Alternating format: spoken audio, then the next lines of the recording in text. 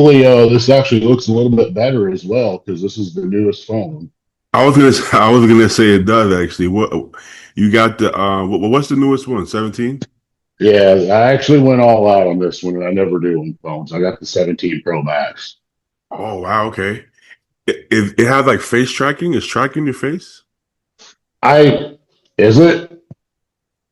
I thought it was. No. It has a lot of technology on it that I haven't actually figured out yet. So Okay. it might possibly be doing that. Yeah, but I see like some movement, like it's following you. Oh, yeah, yeah. Oh, it may do it. I don't know. Like I said, I just got it like 2 days ago. Did you have an upgrade, or you just went? It was an upgrade. I'm too tight to actually buy one out of pocket. Which phone did you have? Which iPhone did you have before you got this? 12. Okay, okay. I think I got I only my iPhone. It stopped the charging port, I guess you call it. It stopped working, so I couldn't charge my phone. That's the only reason I got the new one. I got the 16, I think. Yeah. Yeah. So, but before that, I think I had a 12 or something like that. I'm pretty sure I had 12 as well.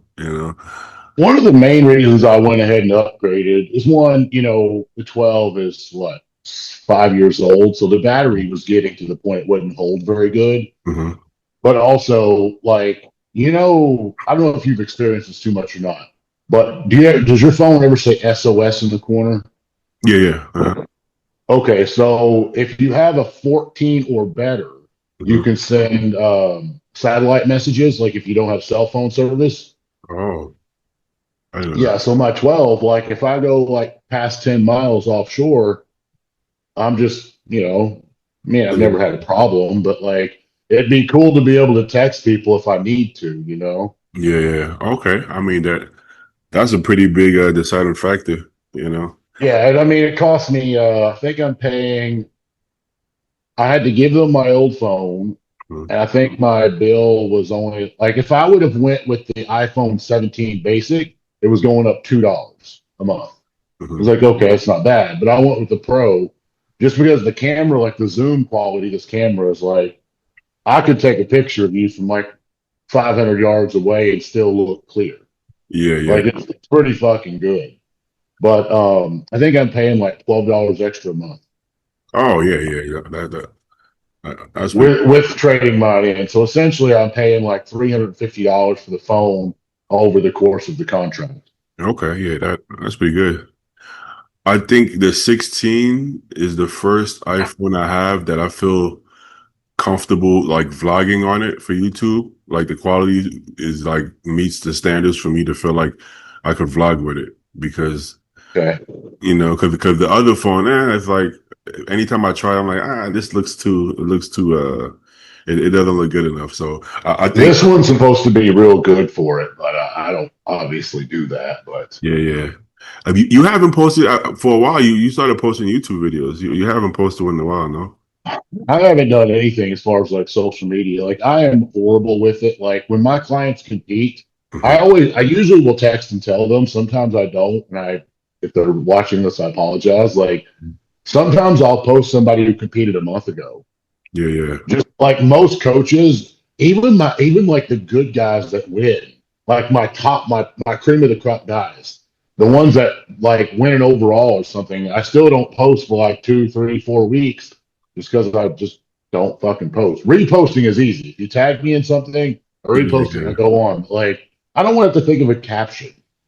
yeah, yeah, yeah. Like That's that's not the generation I grew up in. So that's the hardest post. That's the hardest part of posting. Sometimes I post it no caption, and then later on, I'm like, okay, let me go change it because like I've debated like when it comes to like me just posting my clients up, I'm thinking about saying, "Hey, here's John Doe, third place," simple as that. Yeah, and just not saying anything else. simple as that. Yeah. I realized the only way I don't want to say tolerate social media. The only way I could be somewhat consistent with social media is I have to do it my way.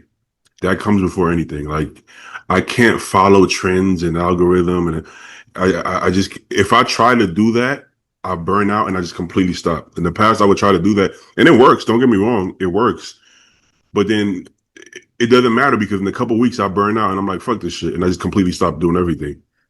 So That's why I think a lot of the older that like my following is obviously organic. Like I'm not going to pay for people to follow me because it doesn't fucking benefit me. yeah, yeah, But I don't keep up with what's going on. So like I remember whenever I first started Instagram, it was normal for like a story to get like I don't know, man, maybe like five to 10,000 views. mm-hmm. Now it gets like 1,000 to 2,000, maybe 3,000 if I post something controversial.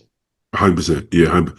The engagement is so far down. At least I know for me. I think if you built your following like a little while back, your engagement is way down. If Yeah, if you happen to be like hot right now, like Joe's engagement is really good because he's in the buzz right now, this moment. So if you're not in the buzz right now, this moment, your engagement is going to be pretty not very good. Yeah, that picture that he posted, you'll know you know the one I'm talking about, the wacky one, like where he looks photoshopped, he looks AI. yeah. But that one, because he collabed with me on it, I can see how many times it's been shared. Uh-huh. I don't know. It's like 2,000 shares or something. And I'm like, damn, that's a lot considering his following versus the engagement. That's a lot. Oh, his engagement is way more than mine at this point, But that's a good thing. It means like right now, I always say strike when it's hot too. So, but he's doing a great job. Yeah, keep posting. That's what he needs to do. It's funny because I'm the one that like kind of got him into posting, and he's doing a way better job than me now posting. Like he posts a lot more than me. Him and Paul. I never thought I'd see the day when Paul would be I consistent. know, right? Well, Paul will be But more consistent in social media than me, and I'm like, holy shit. But I don't know if they. I think they just got into a routine of it because they're very like regimented, right? Like yeah, bodybuilders. I think they're so regimented that even with something that they didn't really like, or I'm sure they probably still don't really like it per se, but they know the benefits of it being a pro bodybuilder or being a bodybuilder. Period. I think they got so regimented they're treating it like a meal. Like I have, yeah, you know. yeah. I mean, that's because ultimately it's gonna play a role in your success down the road. Oh yeah, Like yeah. I just remember like when I was competing and I would train and I would get a good pump. Oftentimes I would either go to the bathroom or if there's nobody in the gym, I take my shirt off, whatever. I'm posing and I like what I see. Mhm. And I never really took pictures or videos because I thought to myself, like, why the fuck would that ever matter? Why do I need that? And I started hanging out with Jansen in like 2014 range. So Mhm. all those every little tiny snippet that you would see of me, he was probably the one who took it because he was a little bit ahead of the curve and Mhm. he knew that this was about to really be the next big deal. So ultimately, in a way, I guess I should thank him for building the following that I have. There you go. Yeah. I used to remember myself always saying, I'm gonna do it. I'm gonna post consistently. I'm talking about back in like, let's say 2013 to 2015. I'm gonna do it. I'm gonna post consistently. And I'm like, well, nobody cares. Yeah, when you start, nobody cares. But everybody who started in 2013, 14, 15, by now, they're literally like, like, well, some of They're them have probably come rich. and gone. Exactly, exactly. So it's I like, mean, like one of the OGs was like Joey Swole. Like yeah, yeah. he essentially was like nobody on stage because I never knew him to win any big titles. But the guy he's actually kept going. Like he's got more engagement now than ever. Yeah, But him, I mean, even the Simeons, the Ulysses, Mike Rashid, yeah, well, they've done so well that they don't even have to post anymore because they have other businesses outside of the industry. they grew those businesses probably because of social media. Oh, 100%, 100%. So, So yeah, that's if I would have looked. I mean, think about like Sam Sulek, right? Like mm, he looks like a guy based on what I do know of him. Still never actually met him. We walked right past him at the Olympia, but like for one, I'm not fanboying anybody. The only person I fanboyed was Eric, yeah, literally. yeah, yeah, yeah, yeah. But Sam doesn't look. Sam just seems like a nice small town kid who just wanted to, share his journey, probably with probably with his friends. And the next thing you know, look what happened. 100%. So Yeah. I don't think Sam went into that thinking I'm going to have 10 million followers and be making bank out of this shit. He just wanted to share the journey along the way. Those are the people I want to see win so bad. And you know how people say, "Oh, you get money, you change," but then when you know somebody who's in that position, you realize that everybody else changes, so they have no choice but to change. Really, it's really Well, yeah, and then sometimes when you get in that position, people view you differently. exactly, So, it's like I never stopped being your friend. You chose to treat me differently because of this. exactly. So the whole time I'm watching Sam, I'm like, eventually he's going to have to change just because of the businesses and like the way he like doesn't promote shit. Like he doesn't give a fuck. Even when he was with Hostile, okay, he'd wear a Hostile hat, but he never comes off like he's promoting anything. I'm like, that's gonna have to change because he's gonna have a lot of businesses. But till this day, yeah, he works the booths, he wears the clothes, but he's still himself. Somehow he's managed, even with fans, right? Fans try to do like they'll try to get off on you or try to out angle you or try to just weird questions to try to catch you off guard, just things that will make you get a little bit maybe cold or bitter or be like fuck these people. Right? And he seems to be exactly the same. Like none of this has changed him. None of the hate. I don't even know if he reads comments. Like he seems to be exactly the same. He doesn't seem like he's changed at all, which is really hard to do in his position. Well, the thing with him and marketing, like with putting product plugs out there all the time, is like Sam's. I don't know what his revenue is from YouTube, but I promise there is absolutely no supplement company that's going to pay him even remotely what he's making off that revenue. So I feel like when Sam goes to the table, or in this case, he got to get on the phone with someone, Mhm. and they say, "Hey, we want to make you a deal, and we're going to give you 5 grand a month, 10 grand a month to promote our product or whatever." I have no idea, Yeah, yeah. but if they say we need 8 posts a week or 10 posts a week from you, he's going to say no because you're paying me 5 grand a month, and when I start putting these stupid plugs out there, my following is going to see that, they're going to know that, and they're going to say fuck this guy. So then he's Exactly. going to lose his engagement. Like when I see product plugs, I'm okay with one here and there. But when I see people, there's select people as well who do this. Every single post has to be a selling point. Everything they do has to be a selling point. I'm just like scroll, scroll, scroll. Like I won't sit there and watch it. No, it throws off why you're so authentic to begin with. And smart brand owners never, like PJ never asks us to do anything really. Like he trusts that we're gonna, because he shows us love. He trusts that we're gonna show love back, which we do. But he actually doesn't want us to just sit there and just talk Blackstone all day about, because he knows that it's kind of annoying. He doesn't want his algorithm, Yeah. you know. And there's nothing wrong with like plugging a product, especially one that you actually use, but it's like you can always tell. At least I feel like I can. Hmm. I can tell on myself. If I'm authentically like Yeah. Canada Dry needs to give me a fucking sponsorship because I'm always drinking their shit. But like, if I had to put up some other type of little bubbly drink and pretend that I'm drinking it, you're going to know immediately Justin's getting paid to do this, and 100%. this is a fake ass post. Like, if I'm just naturally going about my business, like if I would drink my shakes post workout, like even when I was with Evogen, Hmm. they wanted me, and me and Hani was pretty clear on things. We didn't have a problem. But like I never really used like the Carnogen. I never used the Liposide. He's got about 50 other products now that I don't even know what they are. They didn't exist when I was with the team. Uh-huh. But I just remember telling him, I said, it's going to look good if I promote what I actually use, and that's it. Nothing else, because I'm actually drinking this every day. I'm actually using this every day. So I don't have to talk about it. I mean, it's just going to be in the background because it's my natural routine.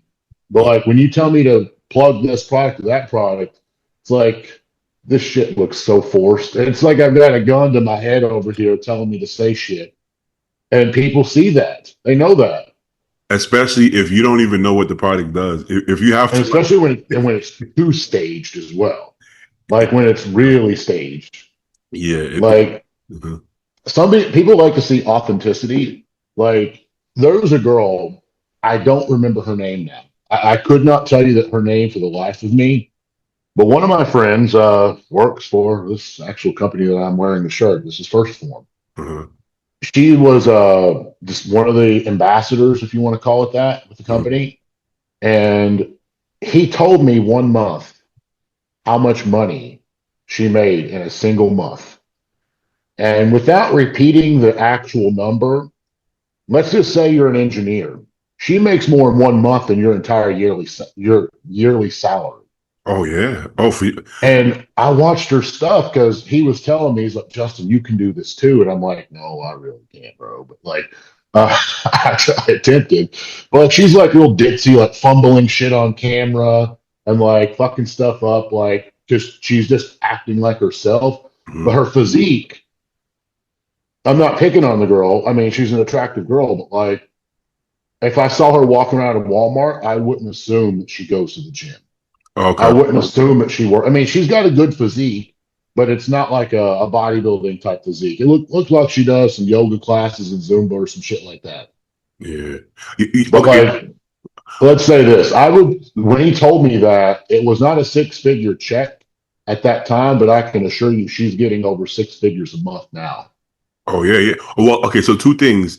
One thing in the bodybuilding world, you know, our viewpoint of what we're supposed to look like is way off, right? So, Mhm. Cali Muscle goes to one of the gyms I go to, the same one Joe and Paul go to, right? Um, and I saw him, and we're talking, and he's talking about how he didn't realize how like the way he looks now is so much more marketable. Like he gets so much more inquiries now. Really? Yeah, because we got thinking about it. Like our world is tiny compared to the real world. So if he's 250 pounds at 5'9", we think he looks great, but the truth is that most people, especially people with money, are like, what the hell is that, right? You know, and then now he's like, okay, so if he's like in his what mid 40s, and he's probably like 210 shredded. That's outrageous. That's still one percenters, right? But to us, we're like, Yeah. Cali got small, right? We're like, oh, Cali's small now, right? But the average person, like, you're what? You're 45? Holy fuck! I want to look like you. So he's so much more marketable now, and he's actually making a lot of money, and we don't see it because we only bodybuilders. Like, I feel like we think that you're only making money if we see you going around making rounds in our like bodybuilding world. Like we don't feel Yeah. we don't feel like you can make money with regular people. Like, The only thing with him that kind of threw me off, and I may be wrong because he just doesn't strike me as this type of guy. mhm. Like I know he's a felon, he's been to prison, right? Oh yeah.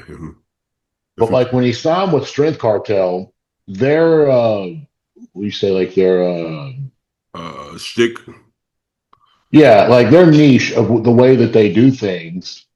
He seems like he's because like Big Boy's got this attitude. It's like fuck you if you don't like it. I'm gonna Yeah, yeah. shit's gonna go down. Kali doesn't really seem to act like that. So they don't like Wes fits real good in with, the strength cartel because he talks all kinds of smack. Yeah, yeah. But, when it comes to Kali, he just seems like the type that wants to mind his own business. So like he Mhm. doesn't strike me as the guy who fits that brand. Well, yeah, well, not anymore. But I started following Cali in like 2008. Believe it or not, he had a channel back then, and it was a very different Cali. He's gotten older and matured a lot and have kids and stuff. But they were the very different side of Cali when I started following him. So when I saw him doing like these other videos, I was kind of confused. But now that's kind of the new Cali. You know what I'm saying? That's kind of he's more like Yeah. on the other side of that. But yeah, like the way he is now, back then he would have fit the brand perfectly. But the way he is now, he doesn't fit the brand quite the same. But he was he had his own supplement company before, right? I didn't know that, but Well, he I'm did. sure it did well back in that time. Yeah, and he's like selling other people's products. He actually makes a lot more money that way, which I guess I could see that. Depending if you have the following, like you just said with the girl you was talking about, if you have the following, you don't have to Here's invest. the thing. Mhm. That girl only at the particular moment in time that those numbers was presented to me, Yeah. she had, I think, 180,000 followers, and I had 300,000 at that time. Yeah. I don't even know what her name is now. It's like I can't look her up. But like her, she you know, it doesn't take a lot of followers if your engagement's there and you're 100%. true in what you're doing. Because I've lost followers since I stopped competing because people that's that niche crowd that just wants to see the freak version of me. And that's fine too. Like I'm not mad. Like I'm not one of those guys. You don't follow me anymore. Like no, shit, man, it's cool. Yeah. Like as long as you don't snub me in person, I'm cool. And if you do, I'm still cool with it. Bro, Um, this sounds crazy. Any week I don't post a podcast, I lose followers. I'm not even joking. yeah, God damn, you can't wait a week. But I get. I mean, some people follow you only for a specific reason. If they're not getting it, they won't follow you. I don't. I mean, I don't mind that. I guess like maybe I would do that as well. Not that dramatic, but to some extent. If yeah, if what I'm looking for isn't there, I don't just want to. Maybe they don't want to see me posing all day. They're like, "Well, I don't want to see this. I want to. I want to hear a podcast." So, like you said, I yeah. Some don't really people mind that. want to. Some people have like that hour, 2 hour commute every day back and forth, and they like to listen to it. While others just want to sit around and they want to learn how to work out, so they want to see your training. And then some people want to see your posing, and then some people want to see you posing for other reasons. So Exactly. there's all different kinds of niche crowds out there. Some people follow me on Instagram to see my dogs. I'm not even joking.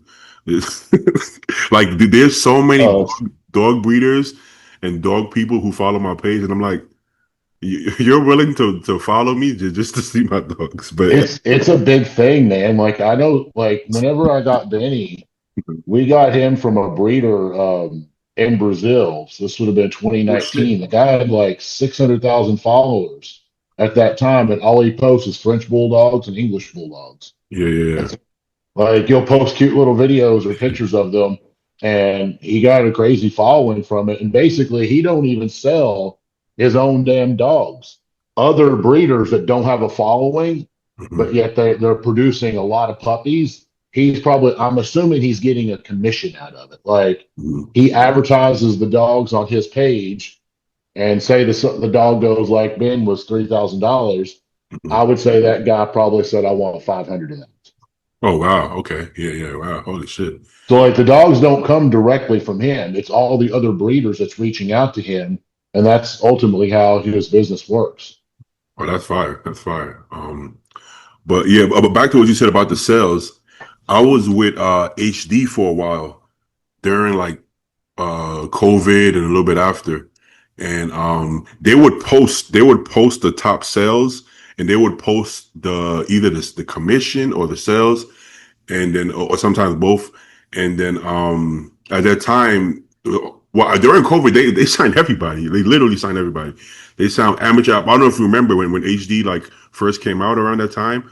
They had shit. I couldn't even name. They had Keon. They had they literally had, Yeah, he launched big. yeah, they had Breon, Keon, literally every top. Oh, they had. Well, they still have Quint, but Antoine. Everybody you could think of in the industry at that point, they were just signing left and right, and in the Dorian leaderboards. was Uh-huh. Dorian was throwing money around a little too loosely, in my opinion, because Beginning. I coached for them for a while, right? Oh, he did. Yeah, I remember that. I remember they had that. So I told him I'm keeping my own clientele completely separate. If people come to me directly, that's mine. And if they come through Team HD, you guys handle it however you all wish, and then just let me have the contact, and we'll go from there. Mhm. But Dorian was actually, I mean, I haven't had a lot of engagement with Noah, but I mostly talked to Dorian, Mhm. and I remember he was insinuating offering me like a salary as like a sponsored athlete. And I thought about that and I was like, okay, big picture or little picture, Justin? How do you want to do this? Because the little picture is I could take the money and run, it probably wouldn't have been at that time, probably 2 grand a month, Mhm. and hey, it would have helped a little bit around the house, or you cannot take the money and keep that respect factor there. Because I was just honest with him. I said, look, I'm not a salesman. I'm not going to be posting all the time. And I said, if you literally sign me to a contract, I said, I don't want our friendship to be tarnished from the business side of this. It's like, I'll come on board with you and do the coaching. I'm good with that. I said, but I really don't want any money as a sponsored athlete because I'm a shitty sponsored athlete. And I'm aware of that. Mhm. So it's like, if I go and take, just because I have a following doesn't mean I actually produce numbers and sales. Mhm. So it was like, if I take your money, you're just going to be disappointed in me. And then I didn't want to burn bridges for, I mean, it would have been like a 6 month to 1 year deal. So I'm going to burn a bridge over $12,000 or $24,000. No. No, And, like I said, maybe the time comes down the road that me and him have a different business opportunity together and we make much bigger money. But if I go and blow that because I wanted to get greedy over, over smaller change, I just didn't want to do that. I didn't want to be dishonest with him and try to pretend like I'm gonna blow your company up with all kinds of sales when I knew I wasn't going to.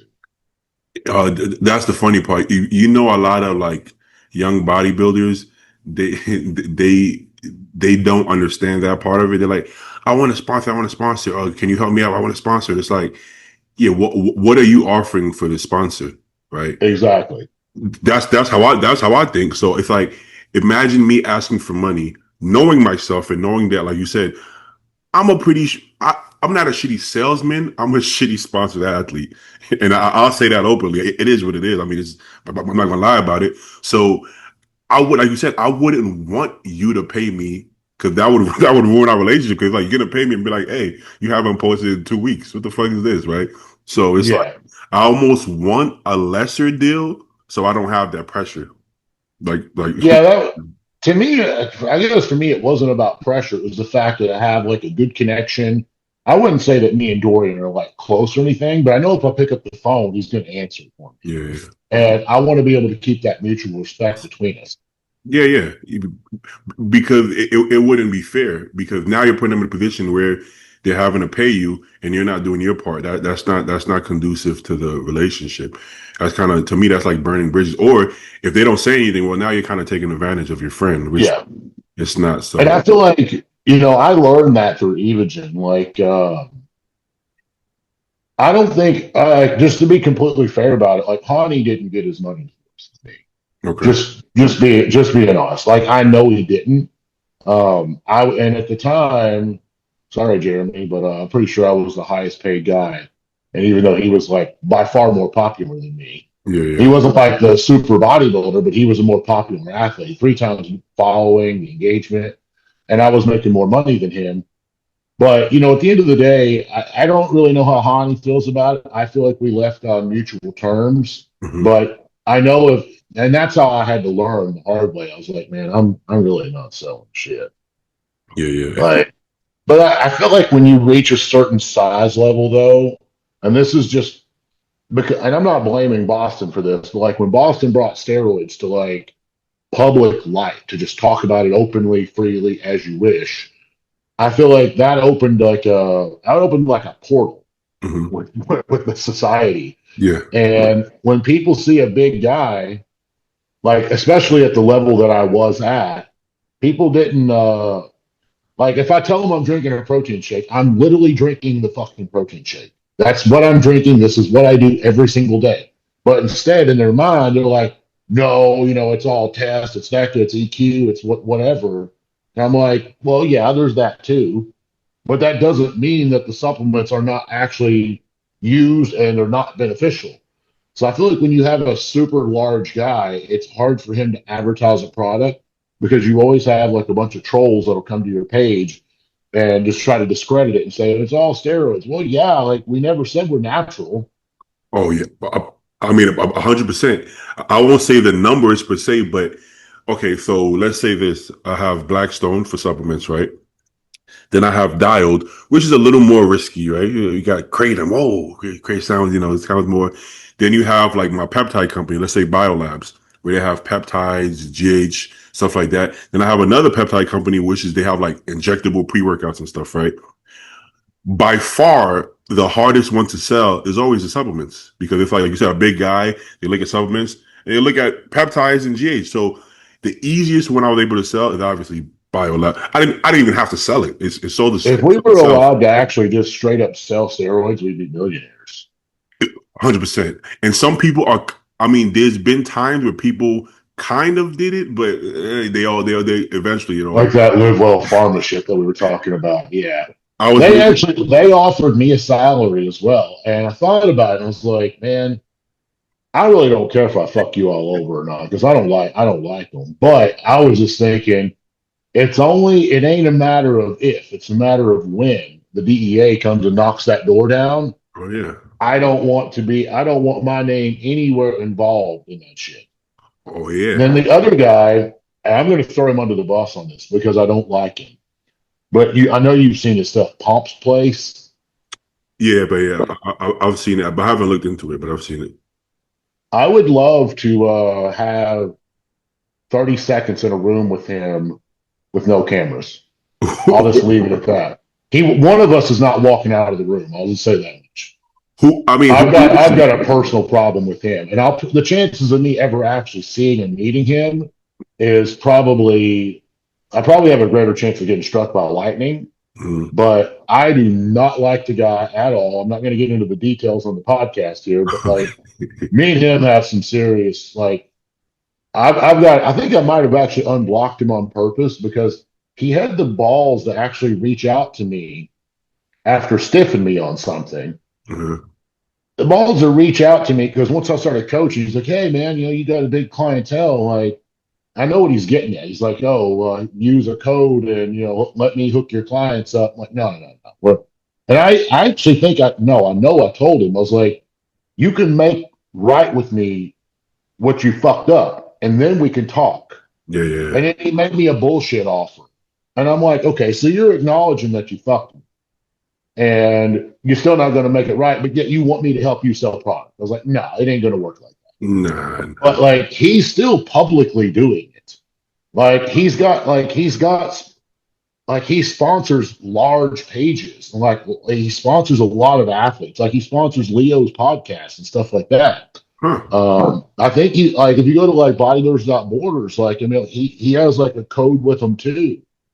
So I don't know how in the hell that works. I'm gonna go on a limb here, just because I know a lot of the product comes from Mexico. I'm Hmm. gonna go on a limb and say that the IP address, like the website, everything is registered in Mexico. So I don't think they're really gonna give a fuck down there. Now, how the actual orders and the shipment goes, I know too much about that. I'd rather not say. But yeah, I don't know the full details to it, but I know how it used to work, and I'm sure it's probably very similar.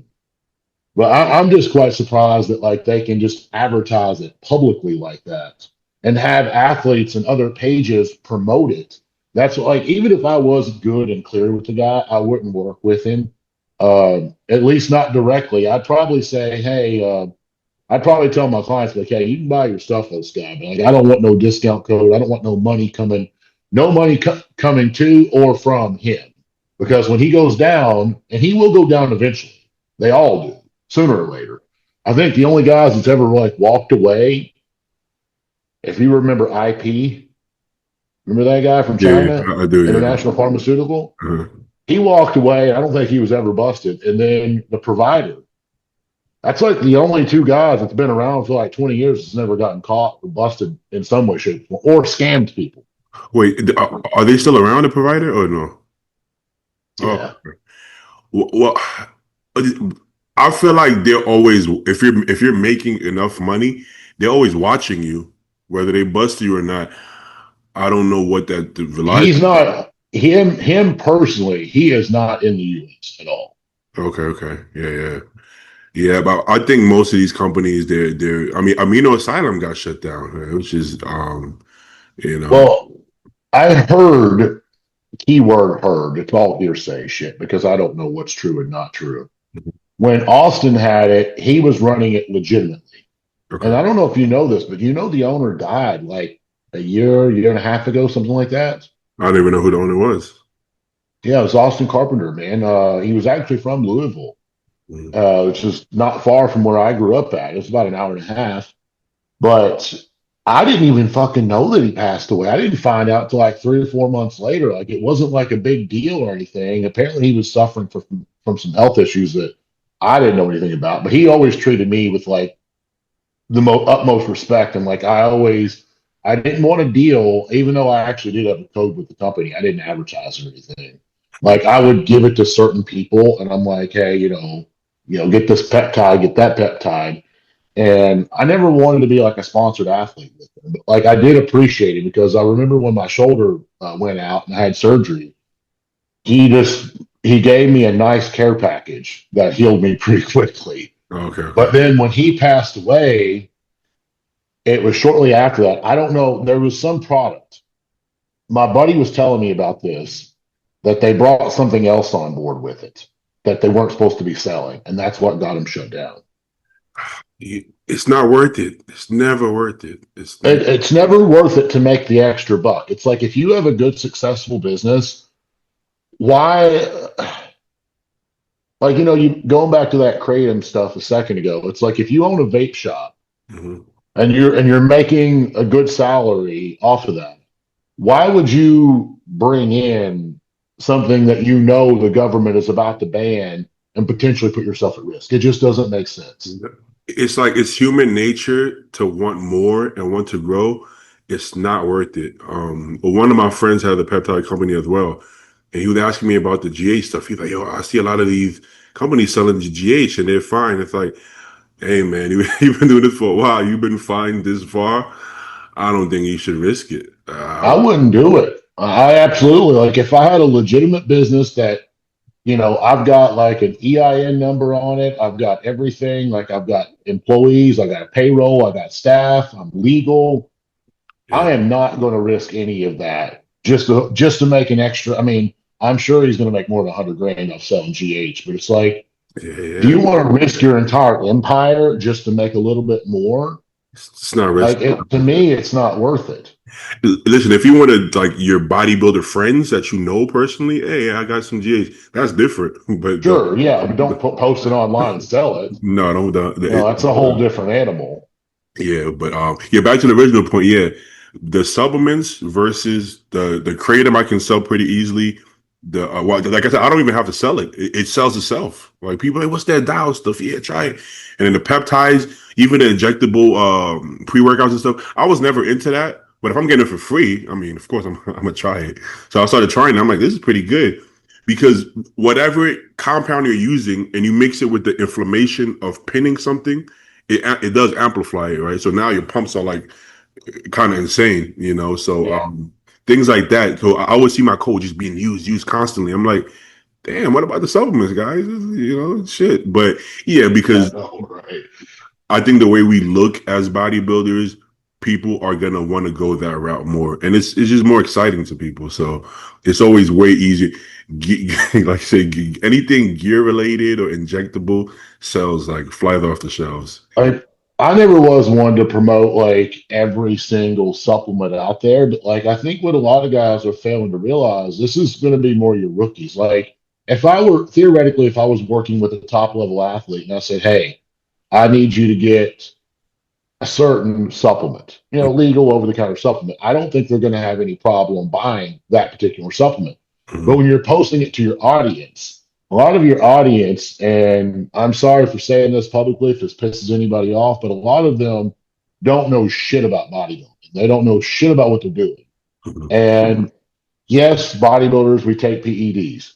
Some probably more so than not use peptides nowadays. Mhm. Um, but when it comes to supplements, like I keep myself very basic. Just about every single guy, girl that I work with, they are going to have protein powder in their plan for the most part, unless I have someone that's going to be like 2 weeks out, or if I got someone with, like a gut sensitivity. I'm using amino acids, I'm using creatine, I'm using glutamine, and then outside, and I'm using pre workout. And I'm actually going to give a little plug to Buat on this one because his bloodshot product, I actually really like that one. But I'm not picking one company. Like, I like Blackstone's this, maybe like this company's that. I mean, like this company's protein. Yeah, So yeah. if somebody asks me a question, I'll just tell them which brands that I prefer. But like there's also the health supplements. Like this is where like when it comes to people using the PEDs and they want to focus on that, it's like, yeah, okay, that's one thing. Are you going to get more results physically from using testosterone versus protein powder? I really don't have to answer that. But if you're using testosterone and it's causing certain side effects, now we may need to implement supplements to make sure that your health markers stay where they're supposed to be. And Yeah. that's the problem that a lot of people overlook. Yeah. Yeah. And I've worked with people before that literally they're at a high level, and I'm like, do you have any recent blood work? Like when I start up with them, they're like, I haven't done it in like 4 years. I'm like, what? Like you haven't looked at shit in like 4 years?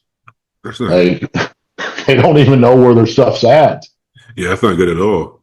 See, with health subs, I've always used it pretty much like from the get go, right? So it's always been a staple, and my blood work's always been great. Besides, wait, the liver enzyme. I'm sorry, AST, ALT. It does obviously goes up when I'm a cycle, but it goes back down, And then I used to be if I would see it in the 80s, until I started seeing other people's blood work, I'm like, oh, that's like Yeah, for bodybuilder, that's like you're doing great if you're on cycle, right? So I'm seeing people, I'm like, whoa, okay. But then I learned that there's going to be a different range if you're a bodybuilder for AST, yeah. So, yeah. So, then I'm like, I don't know if these health supplements actually work. But then I'm like, well, if my blood work is always good, I, I Some can't work and expect. some don't. And then there's also the quality factor that goes into it as well. Yeah, well, so I guess I won't know if it's a genetic thing or if it's the health supplements working for me because I haven't had a period where I didn't do it. Right, I'm gonna And assume. there is certain things like when it comes to health supplements that like a lot of guys, it's a hard pill to swallow. But this is one that I have to encounter. Probably I don't encounter a lot of like health issues just in general, but when I do encounter one, probably the most common thing that I see screwed up on someone's labs is their cholesterol lipid panel. Yeah. And if it's a little off, a little wacky, we can change diet, we can change cardio, and I can throw a few supplements in there to try to correct it. But if we go back 3 to 4 months later, of course, under the same variables, and it still hasn't improved, as long as I don't think it's in a shitty range, because obviously, if your HDL is 35, you're going to be fine. If your LDL is 110, you're going to be fine. You're not going to have a damn stroke. Like you're fine on those. But if I start seeing some really wonky numbers, and I don't see it often, but I have, I just tell them, I'm like, hey man, all these health supplements and stuff, it ain't for you, man. You're going to need to go on a statin drug. Yeah, You're yeah. going to need to go on something that's actually going to bring these levels down because like I've seen an LDL over 400, and it scared the shit out of God me. I was like, damn. dude, well, that's my exact thoughts. I was like, dude, you need to go to a fucking doctor right now. But why do you find that when you tell somebody they need to take a statin, they get like scared about it, like nervous about it? It's like, aren't you It more? comes with side effects. That's why they don't want to. Yeah, but wouldn't you be more concerned about your cholesterol levels or your LDL? I would rather not die. That would be my thoughts. So what would the side effects be for the most part? So oftentimes, like I actually have two good friends, and Mhm. both of them don't use it either because of it. One of it is just like he told me that when he would walk down the street walking his dog, he's got this big ass giant Dalmatian, Mhm. that his lower back would be so fucking sore the next day from a 30-minute walk that it felt like he was doing deadlifts for an hour. Okay. So like it's something to do with muscle tissue breakdown. Mhm. And it also you'll have to ask Eli about this as well, Okay. because he's had injuries and shit. I don't think he uses statin drugs. Okay. But like it causes I don't remember the fucking term for this. I'm not obviously an expert on statin drugs, Yeah. but like you're going to be more prone to an injury from it as Oh. well. It's either a tendon or bone. I can't remember which one, but it causes a string of issues. And I would recommend avoiding the statin drugs if possible. So like if we know like which drugs is causing your cholesterol and we know which ones does that. Yeah, I'm just going to recommend you go a different route. yeah, But sometimes, like if you want to be a top tier athlete, you want to be Mr. Olympia. Sometimes we can't go a different route. You're not going to be Mr. Olympia at 400 milligrams of test and 200 primo. It's not just not that. yeah, yeah. There's some instances in bodybuilding where almost the only choices you have is continue for a couple more years and try, or just stop. Right? I always put that like in their corner. Usually, is when you get like a long voice note from me, like if you're a client and it's about like your blood work, I'll usually advise them and say, hey, like, here's your options. I want you to choose what you feel is best for you. I want you to understand what's on both sides of this fence, and you pick which side you want to be on. Exactly. Yeah, Like I'm not going to encourage you to go take a bunch of pharmaceuticals just so you can have big muscles, but at the same time, I'm not going to tell you to piss your dream away either. You just need to understand that both of these has a trade-off. exactly. Yeah. When I was in my 20s and all my peers were in their 20s, there was no choice. It was like nobody was going to stop. Period. No matter what it was, nobody was going to stop. You were going to find a way not to stop. Now, in my early 30s, and my peers are in their early 30s or mid 30s, I've seen a lot of people just stop. I think it gets easier to stop when it's not your identity, when it's not like singularly your identity. I've had, I don't know, maybe 10 or 20 friends stop in the last few years just because they didn't think it was worth it for whatever reason. Who's that you got? This is my little Frenchie. Oh, okay. I'm like, I was like, He's the old man.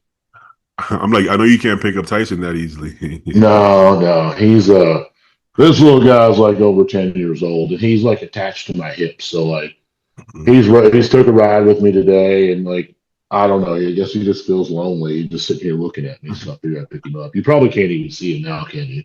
Barely, no, barely. I see his ears about. Yeah, if I lift his head up, I, he just wants to be near me, so I'll pick him up and hold him. yeah, but yeah. So now, like I said, in the last 3-4 years, most of my friends who've had any issues, they just stop, and it's like, I'm sure it's not easy, but it's an easier choice to realize that life is kind of more important, if it comes to that. And that's probably because you have smart friends as well. Like I have one friend, I know he's not watching this. He should be watching this, Hmm. but like he has had a string of health issues. I'll just say that. Hmm. He's a little older than me. And he's always like, well, can I take this to do this? Can I take that to do? And I usually just kind of ignore it. And it's not because I want to be a dick, but it's just like, dude, like, I'd rather have you around for another 20, 30, 40 years. I mean, at his age, he's not going to be around 40 years. He'd be setting like a fucking record at that point. But, you know, he easily should have 25 to 30 more years of life left in him. But if you considering the health issues that he's got going, his physique is starting to deteriorate a little bit. Okay. He's getting older, injuries set in, health issues set in, and he wants to try to hold on. And I'm like, dude, you can't, man. Like, Hmm. I know that's a tough pill to swallow, but you just fucking can't. Like, I don't. I told him TRT. Like, just do TRT. That's what you need to do for your own health, your own safety. Be around for your family. Just do TRT and do true TRT, not this 500 milligram bullshit that people call TRT. Yeah. Oh man. All right, macho.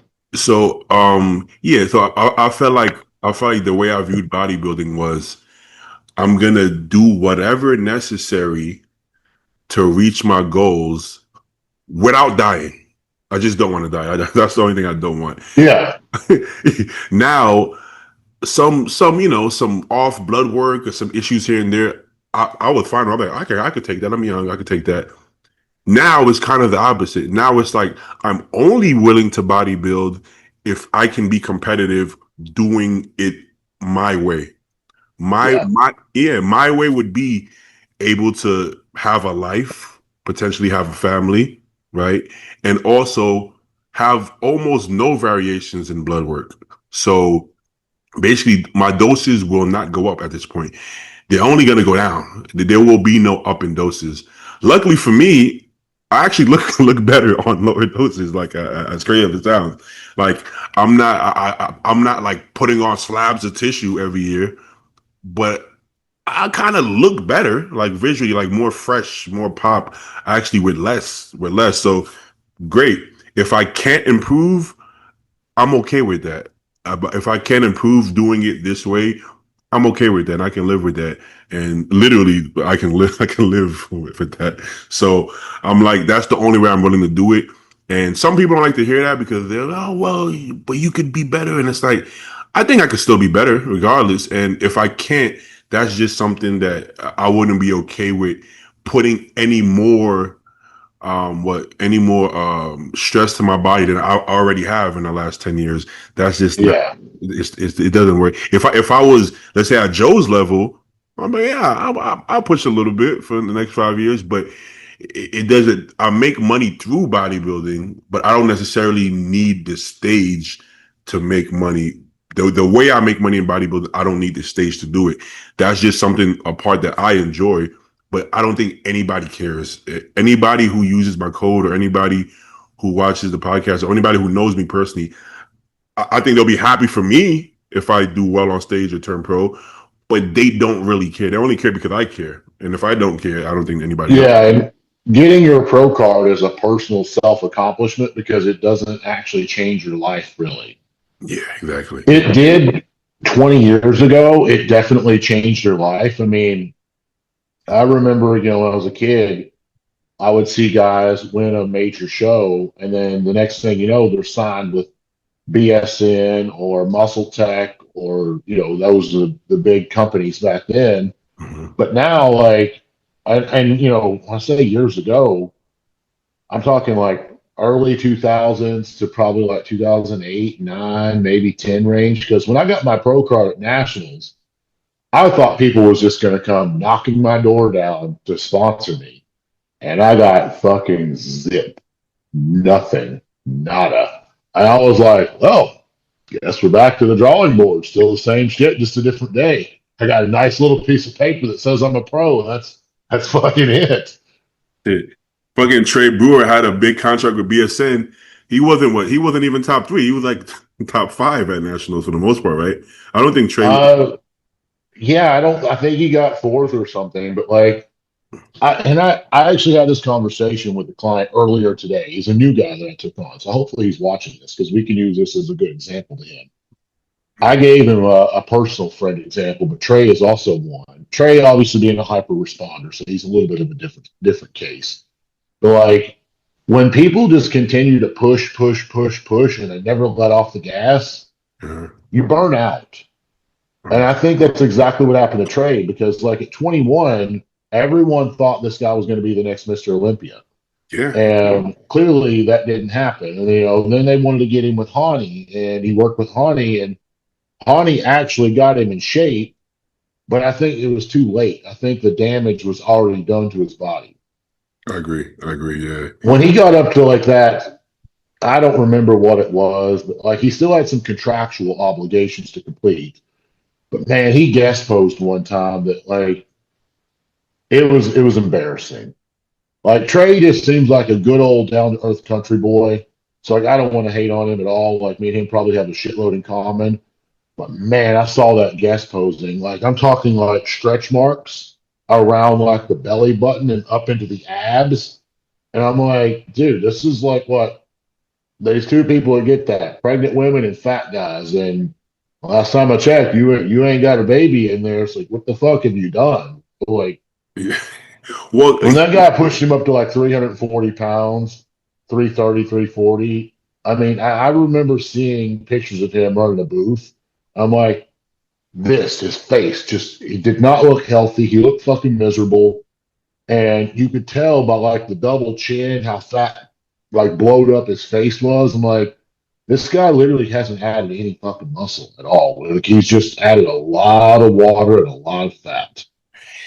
yeah, I think that put way more miles on his body that had to because he was probably competing in true shape. What, maybe 260 to When he won that show, I think it was the Emerald Cup, if I'm not mistaken. That's when he like emerged. Mhm. He had done team bodybuilding, and he actually wasn't bad when he was a teenager.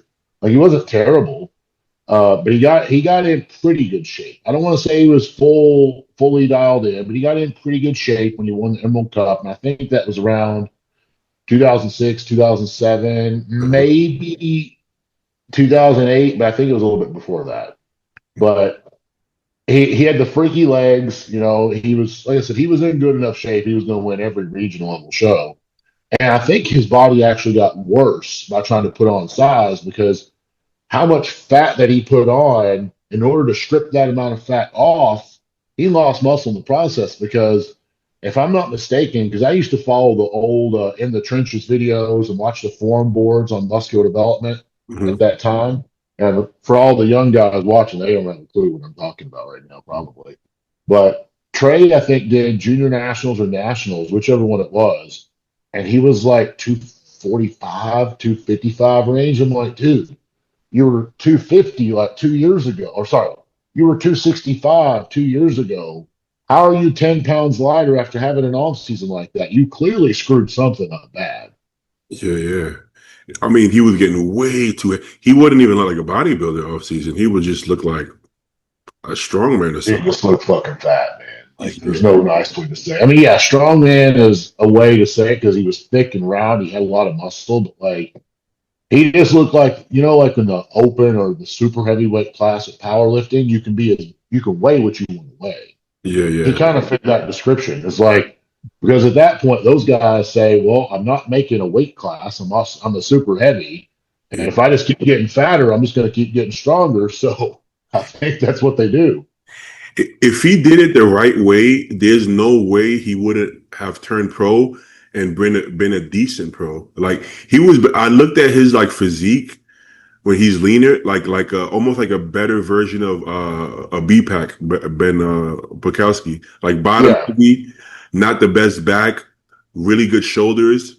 But he actually probably had better arms. He was Yeah. probably He had decent arms. Ben didn't have very good arms. no, and actually kind of bigger and rounder overall. Ben had like that one Arnold where he looked kind of pretty insane, but that was He got he got second at the Arnold one year, and this is no poke at Ben. He lost to Dexter, so there's that. I mean, who am I to say anything? I lost to Dexter too, yeah. so we both got that in common. But that year, Ben was at his best.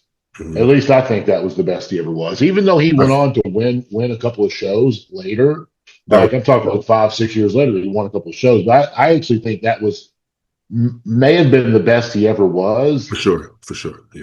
But there was also it didn't have the big hitters in the Arnold either that year. Dexter was the only big hitter in that show. Dexter took an easy paycheck that year for him, anyways. He won on like nobody in that lineup seemed to match his frame. Like he's not as muscular as the guys in the lineup, but he was so much bigger structurally. I didn't even realize he was that big structurally, but he looked. You know how Dennis Wolf looks in the lineups when he's full. That's what Yeah, he was just towering over everybody with the width and and everything. I think that's when he was with Chad Nichols.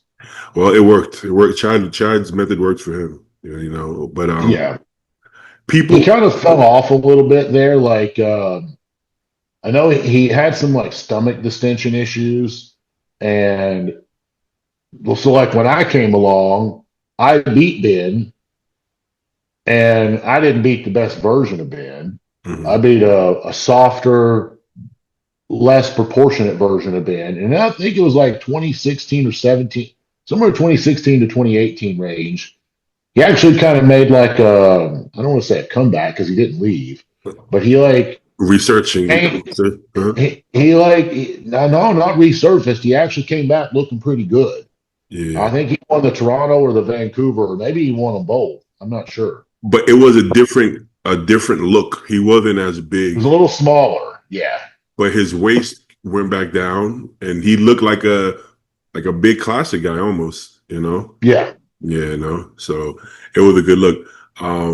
But we mentioned him working with Chad Nichols. A lot of people they switch coaches maybe prematurely because maybe their look wasn't what they want. There's been a lot of people leaving their coaches recently. Are you a believer that it's nobody's business what any well it isn't, but are you a believer that if nobody's business how many times you choose to switch coaches, or do you feel like you owe it to yourself first of all and the coach in some ways to kind of like actually give it a shot, you know? This would be my thought. I'm only assuming we're talking about Nick, right? Or maybe Well, referring to Nick. well, there was I think it was James first, right? Then Oh yeah, then it yeah. was Nick, and then I don't know if Keon and Patrick Tour confirmed, but I think it's still a rumor. I don't think anybody actually said I it. don't think Keon needs to leave Patrick. That's just my thoughts. I think he should stay right where he's at. But then Patrick also drops clients, so we don't know if Patrick dropped him or Keon. We don't even know if they're broken up. We can assume so because nobody's being tagged. They're not tagging each other. I So hadn't heard anything about that until just now. The yeah. James situation, I actually had reached out to one of his like me and James. I'm friends with like one of James's close friends. It's not necessarily like high up in bodybuilding or anything like that. Hmm. It's a guy I met through James, Hmm. really cool guy. And I asked him, I was like, hey, I don't want to ask James directly. I was like, but I think mine and his physiques have a lot of similarities in the way that we respond. I was like, would James be open to me coaching him? Because like it's like I don't I'm not that guy that slides into your DMs to try to coach you. Hmm. And he basically said because I like you were his idol when he was an amateur, and then you guys became friends. Like he didn't want to like tarnish that. And I said, okay, I got it. That's cool. Like I understand that. Yeah, that makes sense. But the only thing, and this is the only thing I'm going to say on that situation, if someone don't get you right, and I personally thought Chris had him right. That's just my thoughts. I don't know what led up to it. I don't know anything. I don't know anything about the prep. I remember Chris put out that video and he said that he didn't. I guess James kind of made the announcement on social media rather than talking to him, and that's the only thing that I feel like that should have been handled differently. Was like if you guys have a personal relationship, pick up the phone and call, Hmm. uh, and just handle it. I mean, I don't obviously I don't not like James and I don't not like Chris either, but that's just on that. And as far as like people leaving and stuff. I think if somebody just totally drops the fucking ball, like I mean totally drops the ball, Hmm. yeah, go ahead and leave. But if somebody brings you in at like 95% and they've only had 6 months to work with you or something, maybe either one, give it another show, or two, do a trial run. Yeah, yeah, Do a trial run before or after the show at that point, and then make a decision because like not every person is going to respond exactly the same. Have I nailed it with every single client in the last 10 years? No. Any coach who says he has is full of shit, and I'll say that right to their face. You didn't nail it with every single person every single time. And sometimes if people don't get it 100%, they go to another coach and then another coach and another coach. It's like, well, nobody's actually able to figure out what the problem is. Like exactly. when people tell me like, oh, I've done this, I've done that, and I'm like, look, I'm going to be handling everything significantly different. So like, I will take what you said, I will take that feedback and use it, but I'm also not hell bent. Like, if you want to coach yourself, coach yourself. You got to listen to me to some extent here if you want me in your corner, right? Hmm. So like I take the feedback into consideration. But like if you're going through a coach every 4 to 6 months, I think that's a little bit too much. Yeah, yeah. Like, Like to be fair, I think like with Kyle and Nick, I like and I respect both of them. mhm. So I I understand like Nick's probably extremely upset right now. And I haven't even reached out to I want to reach out to him. I'm like, I know his fucking DMs, his fucking everything is blowing up. Like, I'm gonna let the smoke settle. I'll talk to Nick at another time. But like, I like Nick and I like Kyle, but I feel like because Nick had so much riding on this Olympiad, like, he did talk a little smack leading up to it. So there's that. Because remember the press conference, he said like Nick Walker will be the 2025 Mr. Olympia. So when you say that and then you don't deliver, the fans are going to destroy you with social media. They are going to rip you apart. So I feel like because they didn't hit the nail on the head at prejudging, it probably caused Nick a lot of like emotional damage per se, and I feel like that led him to making an irrational decision because if I'm not mistaken, I think that was the first time Kyle's ever prepped an open Olympia contender, right? Yes, and the first time he did a 2-day show as well. Yeah, as a Uh, coach. So I'm like sorry. Also nighttime. well, He's never had anybody compete that late. He said, "Yeah, and that's the thing. That's where like I feel like if you're at the Olympia, you need to either you don't know. There is no either. You need a coach who does have a little bit of experience with it, or this is what I think they could have done in advance because Nick's been in shape for a while. hmm I think maybe they could have done a trial run at 2 weeks out just to see. I mean, be like, hey man, go to Suntan City, or I don't even know if that shit still exists. That exists now. Like, go get yourself a spray tan. I want to go through the full works. Let's yes, peak you have two to." weeks out. Let's make sure we're going to peak at 11 o'clock at night because I will say from firsthand experience, whenever I did the Olympia, I was off my mark and I was off by a good bit too. I would say I was 80% of the Olympia, and that may be being nice to be 80%. Yeah. But I also wasn't. There's a couple things I didn't take into consideration. There's a lot of like running around, being here, being there.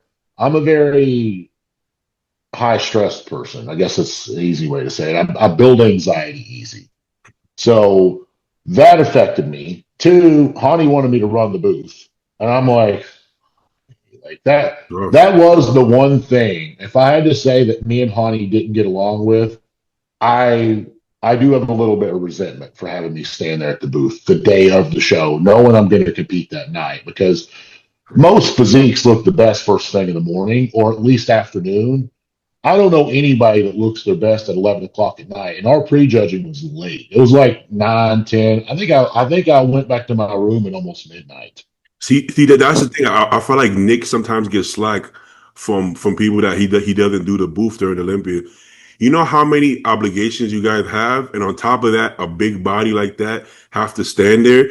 I'm a big believer. I'm like, we saw Jordan standing there. We're like, man, you need to get the fuck up out of here. Yeah, I told him, I was like, dude, don't make the rookie mistake that I did. I was like, just get out of here. Just fucking leave. Just fucking leave. I don't like you want them to bring their best. I think that comes before anything else at that point, you know. Like Um, if I was a sponsor of any of those guys, I would not have them. I would say actually they don't do a Sunday. So yeah. this really doesn't come back to the sponsors or the athletes. I think this comes back to the promotion of the event being wrong. I don't really like the idea of a 2 day show. Like, what does No, that prove? Like, what is the purpose of a 2 day event? It wait, doesn't make sense to me. So no. I think what they should do is have prejudging and finals on Friday. Mhm, Knock it out. Just finish the whole damn show on mhm, Friday. Make it an obligation in the Olympia contract because when I got the Olympia contract, dude, that contract was like 10 pages long. It was not the normal contract that you get like to sign up for a pro show. yeah. Most of them is 1 page. The Olympia contract's like 10 sheets. Oh wow. So put in that, it may have changed since Jake took over. I don't know. But put in that contract that you will be at the booth or you will make you'll be, if you're not with a supplement company, you're going to somehow make an appearance. I don't know. Lawyers know how to write this shit, not me. But like, make sure that you're going to be there on Saturday for the fans and the expo. And guess what? That athlete, unless he's the guy who placed dead last and shit, Dorian was not, I don't know who was actually dead last, but Dorian was there on the end. That dude was happy as hell. Yeah, He yeah. was, he was happy to be there. But like, some guys are going to be sore losers. I get it. Mhm. But like, you're going to have to, like, that's something like when they have the athlete meeting. That's Yeah, not televised, no public. Say, hey guys, there's going to be winners, there's going to be losers, but when y'all go out there, remember, this is the reason why you're here. These fans are the ones paying the bills for us, they're paying the bills for you. So you may get your ass kicked and may place last, but you're going to smile and you're going to go on anyways. hell yeah, yeah, yeah, And I think that's fair because that gives the athletes the opportunity to be their best on stage. That gives the athletes all an opportunity to be at the expo. Do you know how much more exciting it would be for the fans to know that every single one of the Olympians are at the expo? yeah, yeah. Like, And now for imagine you're the seeing Derek, Andrew, Hottie, all these guys at the expo. yeah, yeah, Like, I didn't see a thing. The only person I saw competing was Dorian and Jordan. yeah, I yeah, didn't see anyone else. yeah. But yeah, to go back to Nick and Kyle, I can actually see both sides to some extent, right? I think here's the thing, right? If somebody hasn't done the Olympia for 2 years, like you said, you cannot drop the ball. There's no maybe. If you have to put tan on him and get him to stand on the stage and be like, hey, guys, give me a second, let him stand on stage real quick. Let me see. Whatever you have to do, you can't miss to that extent. Maybe you could be 5% fuller or some shit, but you can't miss to that extent at that level. And here's the thing. I don't know if you remember this. I had a client, a classic guy, qualify for the Olympia, right? And then I think I sent him to you because I don't want to. I don't want. Listen, I don't have Olympian athlete. Which one was it? He does 212 now. Jose Marty, I think his last name. Jose. This was years ago. This was like probably 4 or 5 years ago. This was quite some time ago. I don't think he actually came to me then because I don't Okay. remember prepping the 212 guy. Not Well, by that name. at the time he was classic, but now he's 212. But anyway, I gave him your number. I told him to hit you up because in my mind, I'm like, I'm not gonna be the one to drop the ball. I don't know 2 day shows. I don't pick anybody at that time. So I think you have to be realistic with that. Even if the person reaches out to you. So in my book, if he's gonna say, well, he went on late, I didn't know how to work around that. Well, that's for you to figure out. I mean, you got to figure that out before show day gets there. You can't wait till Well, show. like this is something that I would recommend, to other coaches or anyone that's never done it. But like I stayed with Joe, basically Joe and Paul both, like pretty much a week before Tampa and pretty much a week before Texas. Mhm. So like we knew about what time prejudging was, and we were posing at that time, Boom. like in the day. Yeah, yeah. So I kind of had an idea. So like what I would have done on that, I would have probably said, "Hey Nick, you need to rest all day. Don't do shit."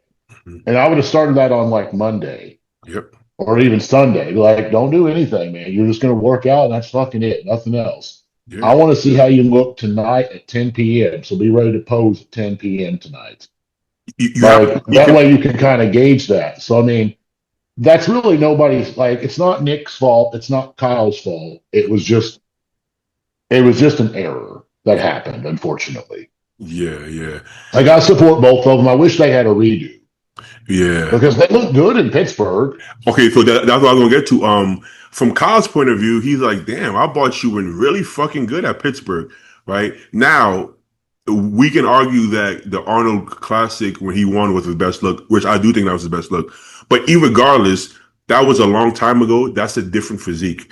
He's a lot bigger now. His waist isn't as small as it was back then. It's a different physique. So we can't expect Kyle to make him look like a version from 5 years. That's not how it works. So Yeah. this new version of Nick, that was the best look of the new version of Nick, in my opinion. Yeah, I thought he was on like I had him winning Pittsburgh. So So the Tyler, so Tyler said you have to print too, Tyler Manning. So if the Olympia was their first show and he bought that look, I think most people would be like, yeah, I mean, if you might have to change coaches. I'm sorry, but because he brought him in at that look, I think look, I'm not Nick. Nick is a grown ass man. I think that could warrant at least another chance. Maybe not another Olympia chance yet, but maybe another show just to see. But that's up to Nick. I mean, like you said, after the show, emotions are high. I don't believe in making any choices right after the show. I don't even want to look at the pictures until 2 weeks after the show because I'm not going to be able to look at it objectively. I know I won't. That's why I would always ask you because I don't know what the fuck I'm looking at. I have no idea. I look back now, I was like, damn, I look like shit at that show. Then I'm like, no, I look pretty good at that show. In real time, you can't decipher what really happened because Yeah. you're hungry. You don't even go back to normal until like 6 weeks after the show. Mentally, probably 8 weeks sometimes. So I don't believe in big decisions right after the show personally. So but I was hit like, this is a personal story, but I mean, I won't say everything that was said. Like Matt prepped me for the Arnold in 2016, and obviously he fumbled the ball a little bit, and I was I don't know if it was my worst look, but it was not my best look that I ever brought to the stage. So contrary to what I just said about like firing someone after the first time, I never really like that situation was a little unique because and I actually sat Matt down and I told him we had some and I told him this is not personal. Like I got dealt an ultimatum. Like there was an ultimatum here of how that was going to work out. And I said, look, I don't want to stop being friends with you. I don't want to stop communicating with you. I'd like for us to work out together, do things together, but unfortunately, because of this ultimatum that's in front of me right now, I can't roll the dice with Australia.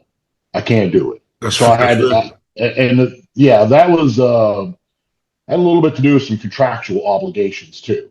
Yeah, But I just told him the truth on it. There was no fill in the blanks or read between the line type message. And I thanked him, even though like he dropped the ball. I know he did everything that he could possibly do to make me my best. So like he just at that he wasn't at a point in his own coaching journey to be able to coach someone of that caliber. I see what you're saying. I mean, I think that's how Nick feels. Take out contractual obligations, just personal. I don't think Nick feels like he can risk dropping the ball again, right? Because No, he can't risk it, but at the same time, like I don't really blame Kyle and say that he's not like capable of doing it because like I've seen just about all of his clients show up on fucking point. It's just so happens he hasn't done one for the Olympia yet. And I'm willing to bet like Anton's going to the Olympia, right? yeah, The yeah. young kid. Uh, Bet they nail it 100%. But I know that Kyle will learn from that mistake and become a better coach because of that. he said he never makes the same mistakes twice, and I believe him. I actually believe him. No, that's a great statement. Like one of the things I've always followed is every man makes mistakes. Smart man never does it again. A dumb man just keeps repeating the same mistakes. Exactly. I agree. I Like we all make some form of mistake. Of course, and then every coach. Listen, we've never seen anybody nail it every show. We've seen bodybuilders who are so good that even if they're off, they still win. Like Ronnie was one of those, like 2001. Yeah, I would say Phil nailed it 2011, 2013. You could say 2014 even. Other than that, he was just better than everybody regardless. Yeah, he was a little bit off, but he was still better than the whole lineup. Yeah, if you look through, there were years that he was a little bit flat. There's the year that he wasn't. I mean, he wasn't as hard, but he was still harder than most of the lineup. Yeah. But he's just better than you. Some people can't have. Nick is one of those physiques. He cannot be off by. Remember how Branch Warren, 100%, he's second place, and then he's off by 5%. He's eighth place, ninth Hey. place. Yeah. So Nick is one of those guys. If midsection is off, if the legs are flat, any little thing, he would have beat Samson at the Arnold if his legs were a little bit fuller. Just one little error and he'll move down. So Nick has to be 100% every single time. And he was. And that also goes Joe Sampson's a guy who also can't be any off either. See, we used to think he can. he just doesn't have to be raised and shredded. He just dropped the ball really bad for the Olympia. And unfortunately, I know a lot of people, like I saw AJ was saying how like he brought the fullness back for Prague. But No, the thing is, that wasn't fullness. That was no. literally muscle tissue gone. So, Yeah, like, even though he looked better in Prague, if he would have brought the 2014 or something, 2014, fuck, I went way too far back. The 124. 2024 Mr. Olympia look, he probably would have won the Olympia this year and he would have beaten Martin in Prague. But unfortunately, that was just, I don't think that was a matter of not being 100% on point. That was a matter of No. fucking up at like 6 weeks out. I was actually watching the video and they were showing the 2024 Olympia. His legs, it's almost like we forgot. His legs are way down. Bro, his legs were the biggest legs on His stage. whole body was way down. I'm looking at I think it was Nick Shirt from Power. I'm looking at the 2024 highlights. He was so much bigger than Derek, Hadi, and Martin.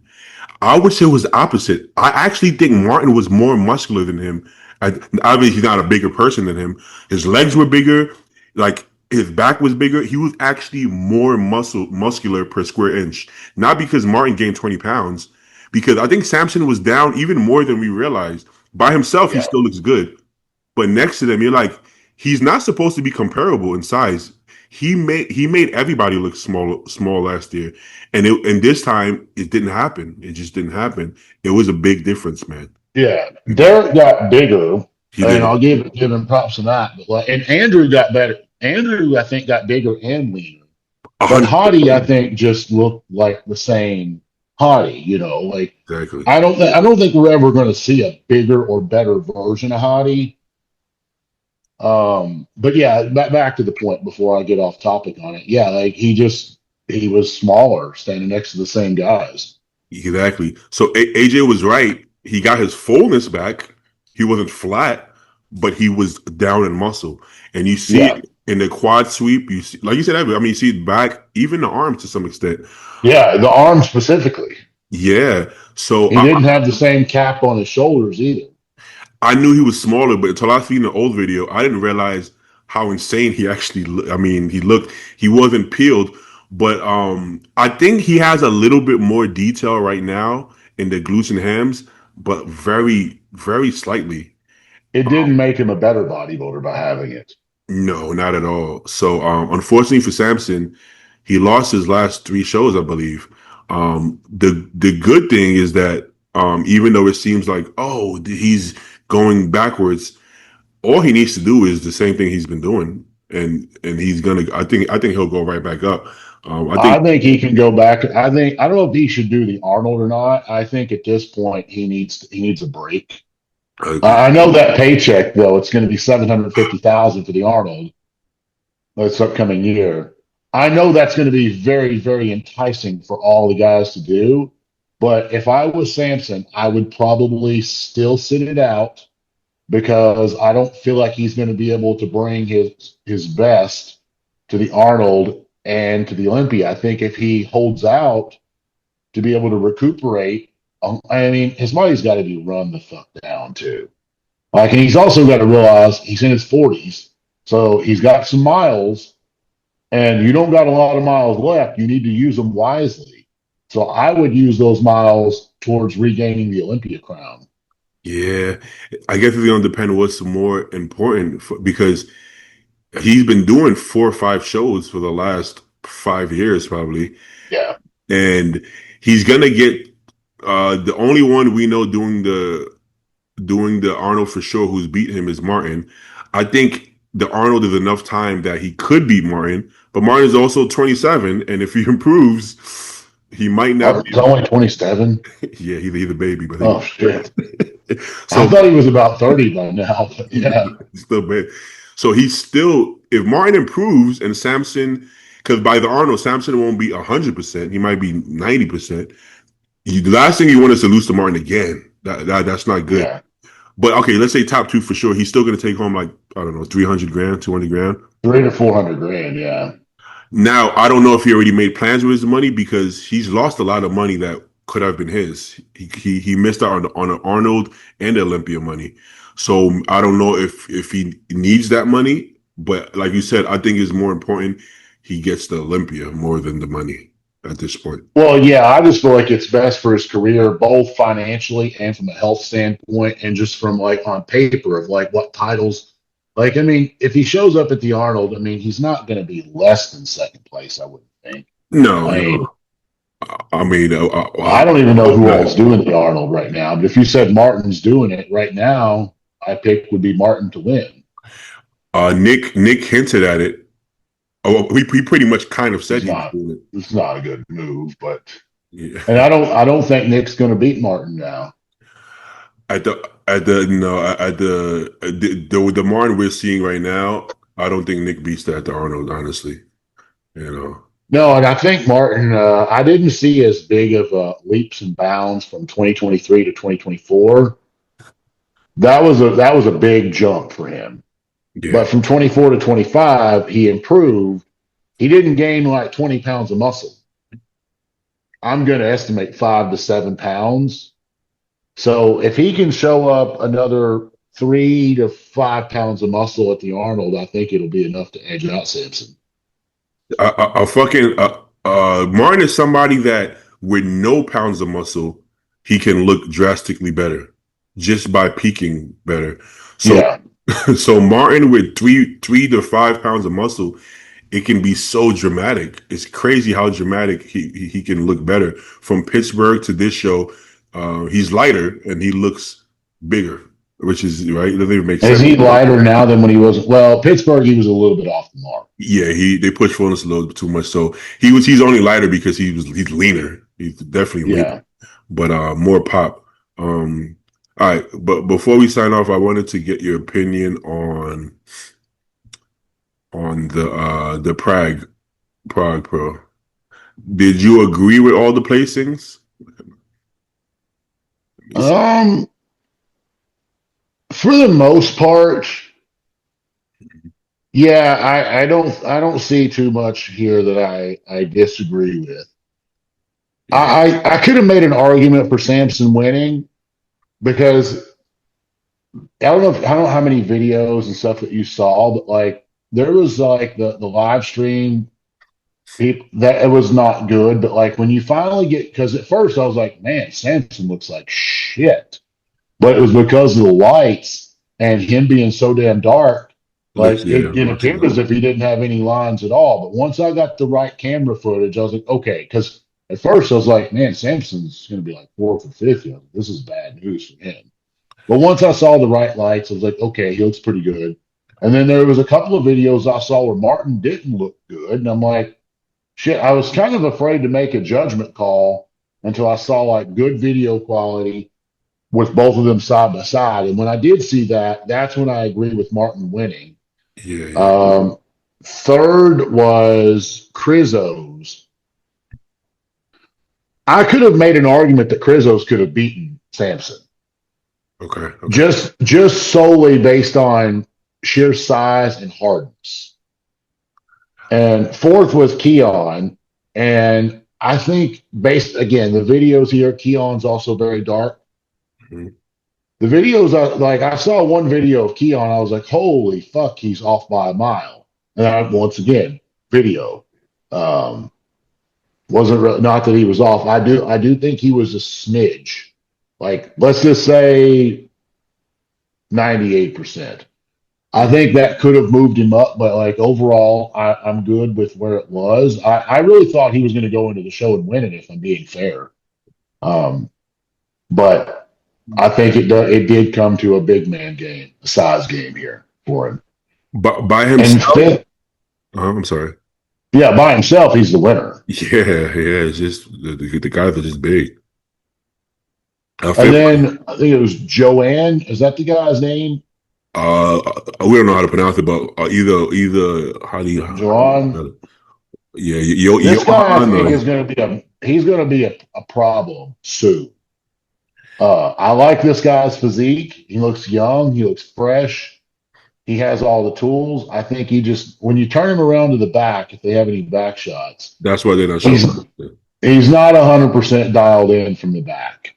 And that being said, I think this guy, if he could have brought in 100% conditioning, He beats I could have Krizo. seen him moved up to third. 100%. If he's in Krizo's condition, he beats Krizo for sure. Yeah, if he had Krizo's conditioning, he'll beat him just solely on structure. Yeah. because this guy's not little either. Like when you look at him beside other people, No. he's not like an Instagram bodybuilder or just photogenic. He's actually big. I would argue that he looks better on stage than on Instagram because he shined in the lineup. Even in the lineup, he looked even better. Um, Standing next to, I know Samson is a bit downsized, but standing next to Samson, as big as he looked, and as See, that's where he needs a little bit, like where he almost stumbled there. You can tell he's a rookie, but he's got a lot of time on his side. His face looks young, so I assume him to be in his 20s. But see, yeah, that lower back, hamstring, and glutes, that specific area. And even if I'm being nitpicky, when all that comes in, his quads are going to be a lot more feathered as well. Like everything's going to be harder. So it's just more of an overall polished look that he needs to bring that will come in due time as long as he's willing to push the gas hard enough to get there. that front double is insane. I thought he had the best front double in the lineup. I know Keon's front double is the best by himself, but just because this guy's overall size, I thought it looked insane. Um, but I mean, he didn't. If his front lat was good, I mean, he didn't really have much weaknesses other than just the condition, really, from the back more than anything, or condition. Yeah, that's the only thing I could knock the guy on. I think from a structural standpoint, he could have been as high as third here. Yeah. Like I definitely see him winning shows next year, and I definitely see him going to the Olympia next year. Oh yeah. I still don't like Krizo's presentation. Um, There's his presentation is not that good. It's kind of weird how some of these guys get to that level and still don't know how to pose correctly. Like it's kind of like a Rolly Winkler. Rolly loved the guy, but damn, he couldn't pose worth a shit.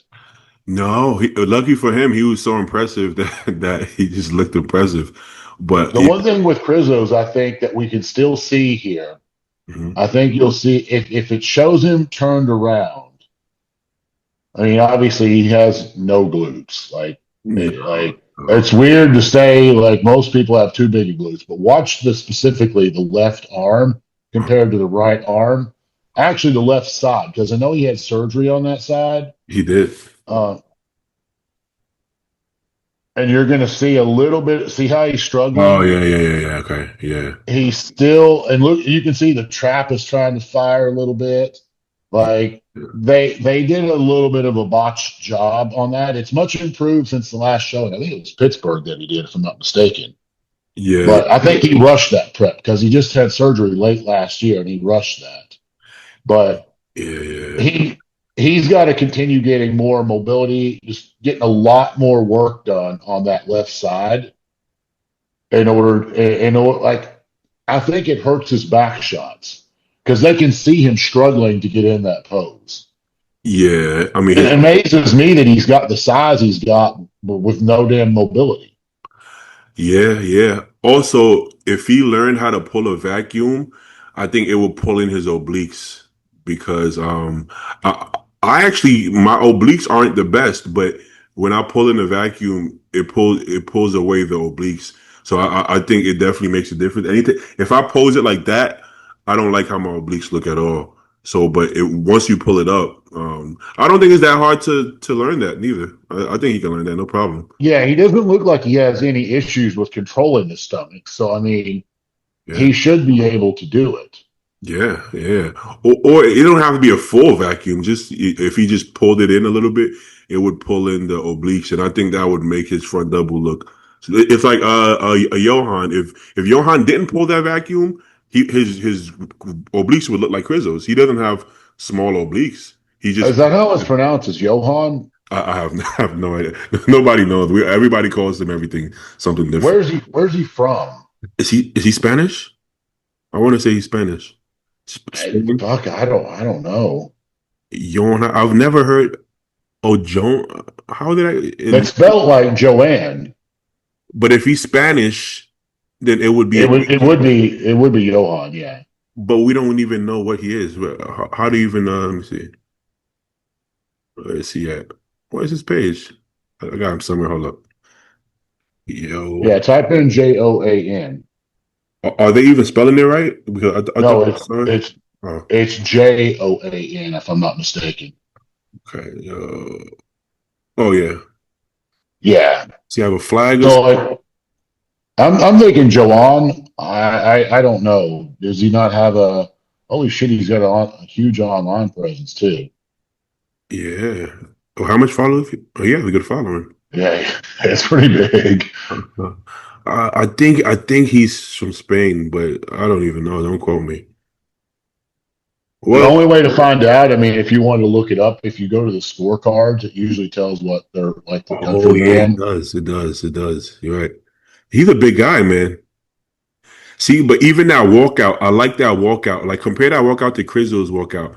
Crizzle was kind of he looked a little goofy walking out, whereas he made it like kind of like a powerful walkout, right? Either you got to make it dramatic, aesthetic, or powerful. He made it like yeah, like powerful, you know. What did Leo say? Not cool to censor the Repone logo. What is he talking about? Not cool to Rep One logos. They must have blocked it out. Let me see. They must have blocked out a logo, one of the logos. Oh yeah, right here they blocked it out. It must be. I don't know. Who Maybe blocked it out? it's like, but you see, it's blurry because Yeah, yeah, I see it. they reposted it and then blurred it out. He's saying they should not blur it out. No, but so Joan did that, or did the videographer do that? I don't. It's on his page, but I don't think he's that tech savvy because I wouldn't know how to do I it. don't know why. I don't know why he would do it anyways. I mean, it sounds. It's possible that the photographer, maybe that company didn't pay up, and the promoter told all the photographers, "Hey, man, get that shit out of the videos." It looks to me like I highly doubt Johan went on fucking Photoshop and blurred it out himself. You know, so yeah, I'm sure he just reposted it that way. But this is pretty insane, man. This is pretty I insane. think he needs a little bit more back based on that back double, a little bit more back size. Uh-huh. But like just the fact that I mean, the guy doesn't look over 25 here. He looks like a baby. He Yeah, lives. I know. He's got a baby face. Hopefully, for his sake, his hairline stays. Yeah, but But like, if he can just continue improving, this is the guy that we should really be keeping an eye on. oh yeah, yeah. You know, I heard people say that in the past, but I wasn't sold just because I thought, you know, the Instagram, you can't go out for Instagram. And he missed he didn't get a chance to step on stage earlier this year. I'm like, why didn't he step on stage? I see it. I'm definitely a believer now. You know, you have to see it on stage though. Well, he walks out with a lot of confidence too, and I like that about him. Me too. Me too. Yeah, yeah. I actually saw him flex his abs. His abs actually look good. Like he pulled it up with flexed abs, and it actually still looked good. So he does have a good waist. Shout out to him. So Yeah, I think he's going to be one of the maybe not the next Mr. Olympia because we don't know what's going to happen yet, but like he's definitely going to be yeah, yeah. a future contender. Speaking about the future, do you think Keon should move to open sooner than later, or do you think he should give it a few more years? Based on what I saw here, my recommendation for him would be to prepare for the Olympia next year in 212. But as you're leading up to that show, because you don't like remember seeing all his videos and stuff 6 and 8 weeks out, he's ready, or like he used to be kind of fat on stage, just to be honest. He was never in shape until he got with Patrick. Until recently, yeah. But yeah, to the last couple until he started winning, he was never truly in shape. Like now he's in shape early. Yeah, yeah. So what I think you should do is find another open show 4 to 6 weeks out, somewhere in that range. Try to bring your best without worrying about the scale Hmm. and just see what happens. But Yeah, like that also kind of opens up another can of worms on this because I feel like if he goes into the off season and he trains hard and he pushes himself and he starts gaining extra muscle because he's right now he's at the top of the class, right? yeah. He Like was. Yeah. he's like tapped out. Hmm. So Well, I'm just thinking I think he could have been slightly drier. So let's say he made weight at 211. I still he probably was a little bit less on stage, right? I don't know. I could ask him, but I could. So I think this still I would say at least 5 pounds of tissue he could add because he could have been a If little. he puts on 5 more, I would say pick it. I mean, he kind of threw himself into the lion's den by doing Prague. I mean, Yeah, you got a lot of big hitters in that show. yeah. Did Sean do the show too? He did, right? Oh, Sean did another show. No, Sean did a show before Mexico. Mexico. Sean did Mexico. Yeah. Sean did Mexico. Yeah. Um, Yeah, and Sean got fourth, third, third. third. Okay. Yeah, it's Tonio, Reagan, and then Sean. I'm sure that made Reagan feel good finally because Sean got him like 2 years ago. I personally would I still give it a shot. I'm not even gonna lie, but but I actually kind of I could make an argument both ways because Reagan was so much bigger, it was yeah, overpowering.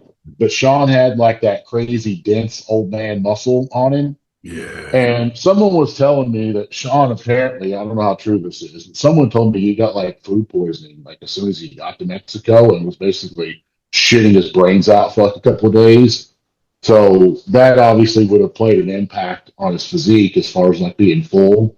yeah. I mean, he wasn't. I don't think he was going to beat Tony. I don't think any version of No, Sean was going to beat Tony. no. Yeah, Tony was a different level, but yeah. The funny part about our industry is people go back and forth a lot, right? Keon was fine in 212. He's like, I'm gonna go to open eventually, whenever my body is ready. Everybody else is rushing him, like, you got to do it now. And then now he does it, and everybody's like, stay in 212 for now. It's like that was what the plan was already. Like everybody else was wanting him to move faster, and he wasn't trying to move faster. He's like, I'm good in 212. Whenever I'm ready, my body's ready, I'll move up, which is the smart thing to do, like not to rush it. But everybody was forcing it, and I'm not saying anybody talked him into doing it, but I'm sure he wanted to do it for the fans, right? Because everybody's like, Yeah, open.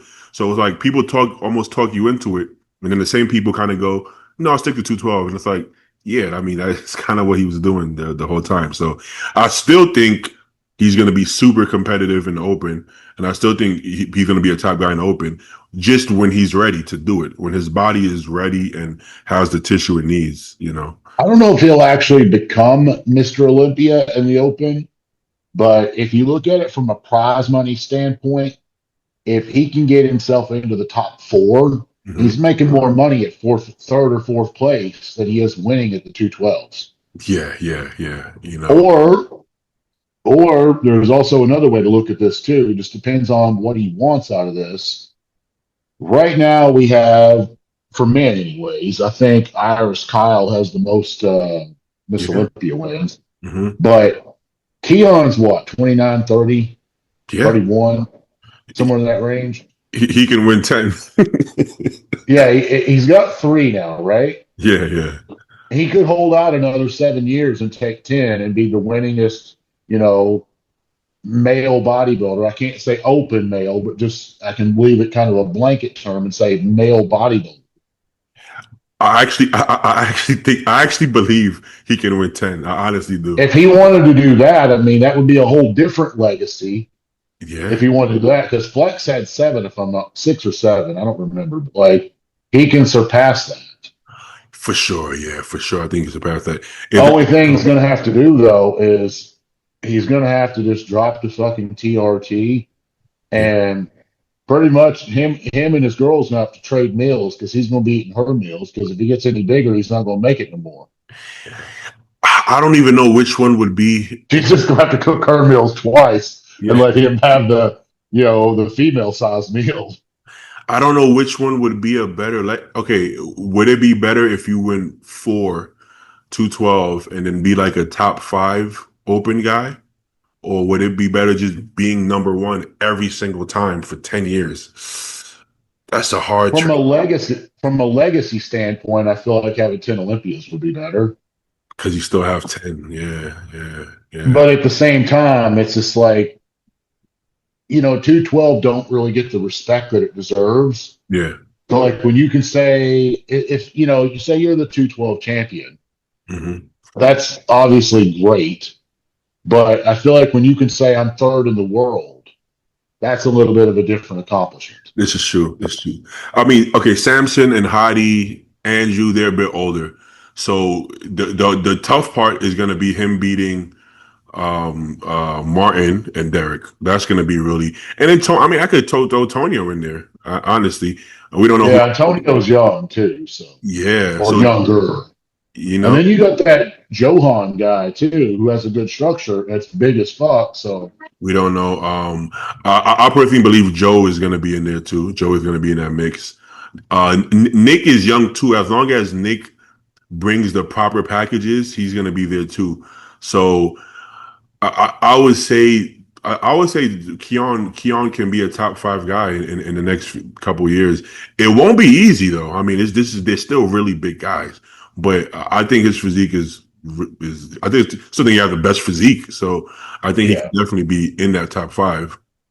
So I think Joe this upcoming year we're going to go to the Olympia in 2026. Like I don't think anyone's even questioning that. I don't think so either. As for placings, based on how quickly I'm seeing him change right now, I could see 2026 going as high as like seventh Uh-huh. and as low as like 12th. I could see him being in that like that call out.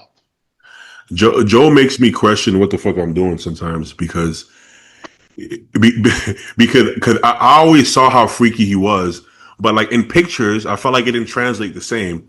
So I haven't seen him in a while, right now, and then I see in the pictures how he looks, and I'm like, well, how the fuck does he look in person? I mean, I saw him in Vegas, but just in I didn't see him pose. I didn't see him pose in front of me, but I'm like, this is how he looks now in pictures. How the fuck does he look in person? Because it's never the same. So when I was looking at him, like, what the fuck am I looking at? In pictures, I'm like, he looks good, but not what I've seen in person.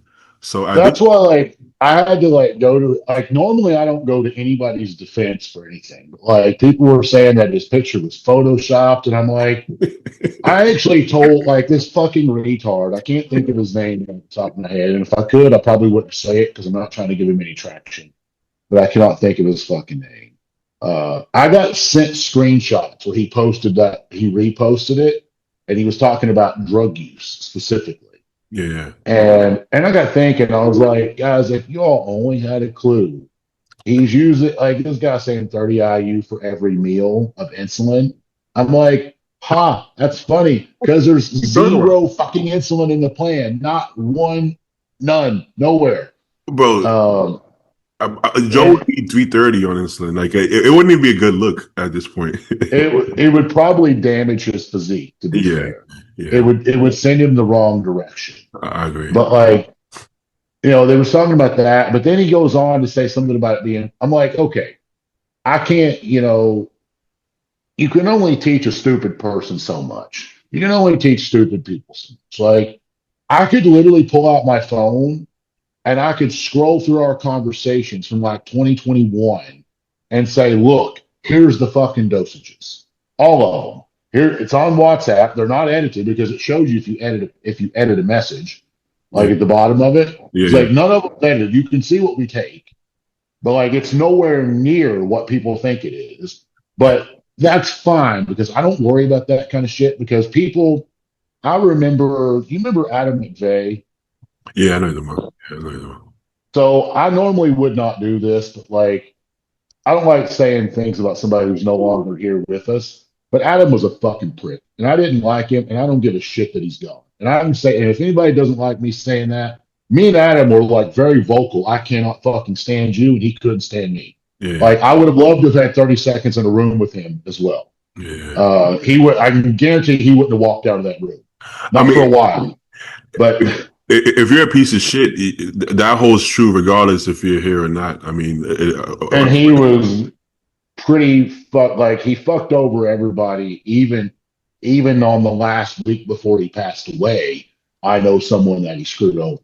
But regardless of that, he had that geared up podcast. And I remember there was guys in there saying, oh, I know Justin personally, and this is what he's taking. And I'm like, I think I got kicked out of the damn the forum because I basically spoke my mind, and I was like, "You don't know me personally." I was like, "One, I don't know your face. I don't know your name. We're not even friends on here, so you know nothing about me." But like the rumors was like, "Oh, he's on 3 grams of test and 36 IU of Growth. Sarah's, yeah, Sarah stems." I'm like, yeah, no, cut that into a third, cut it less than a third.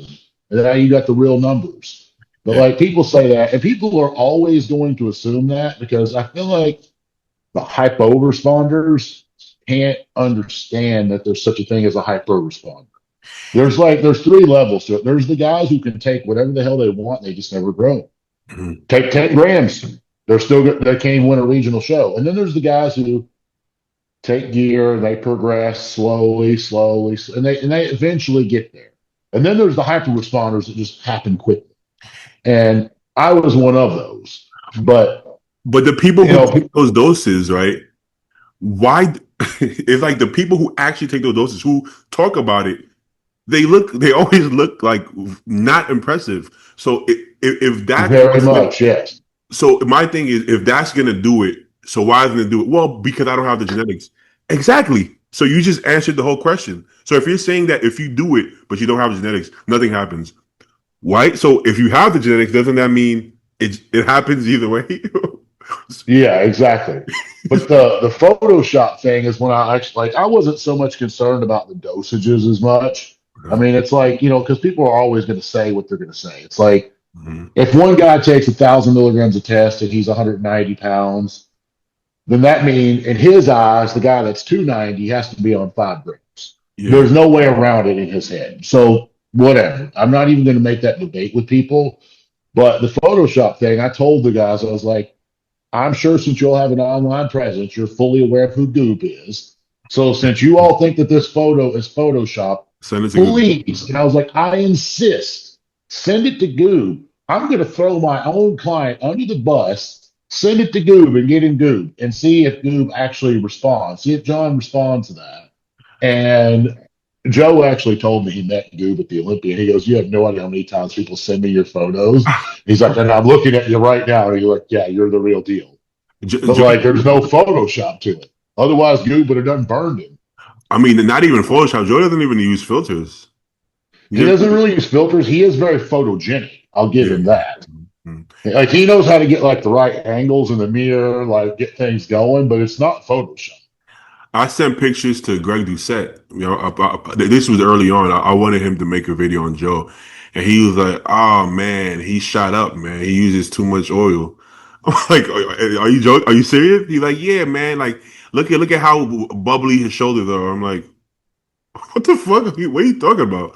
I'm like, And here's the thing, and anyone that wants to talk about that too, hang on. I hope this doesn't kick off because I just touched this. "No, you're good." Uh, okay, Uh, okay. I was worried because I had to push it further in. But like anyone who knows anything about oil and site injections and stuff, for example, when Joe does like the most muscular and he comes forward, if there was any oil in his delts, you wouldn't see the small fibers yeah, that's just constantly fly. Like he's got a very detailed, it's polished, but it's also very fine tuned, detailed in those specific areas. yeah, If you were shot up in your shoulders, you wouldn't have that. yeah, yeah. So, and I'm actually surprised that Greg would say that because it's like, dude, like you've been around long enough, you should know. He should be able to, he should be able to catch that, like whether it's like I feel like he should be able to tell if anybody could. I don't know, but I think he just, maybe he just want to make it one of those comments. I think he's just becoming a little bit negative in his head. I don't know why he would. That's the first thing that stood out. It wasn't like, wow, great transformation. That was the first thing that came up to his head. I thought that was kind of strange, so, but it is what it is.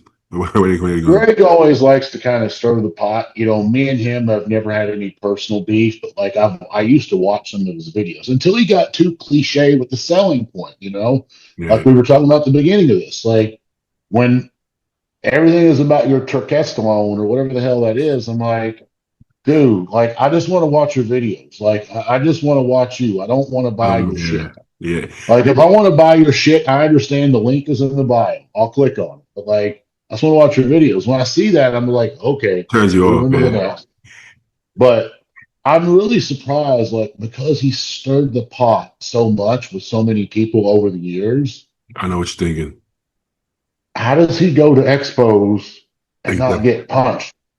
I was thinking it because he's I probably ain't got no beef with him, but like, I don't see how other people hasn't knocked his ass out yet. now I've seen it get close, but he's super.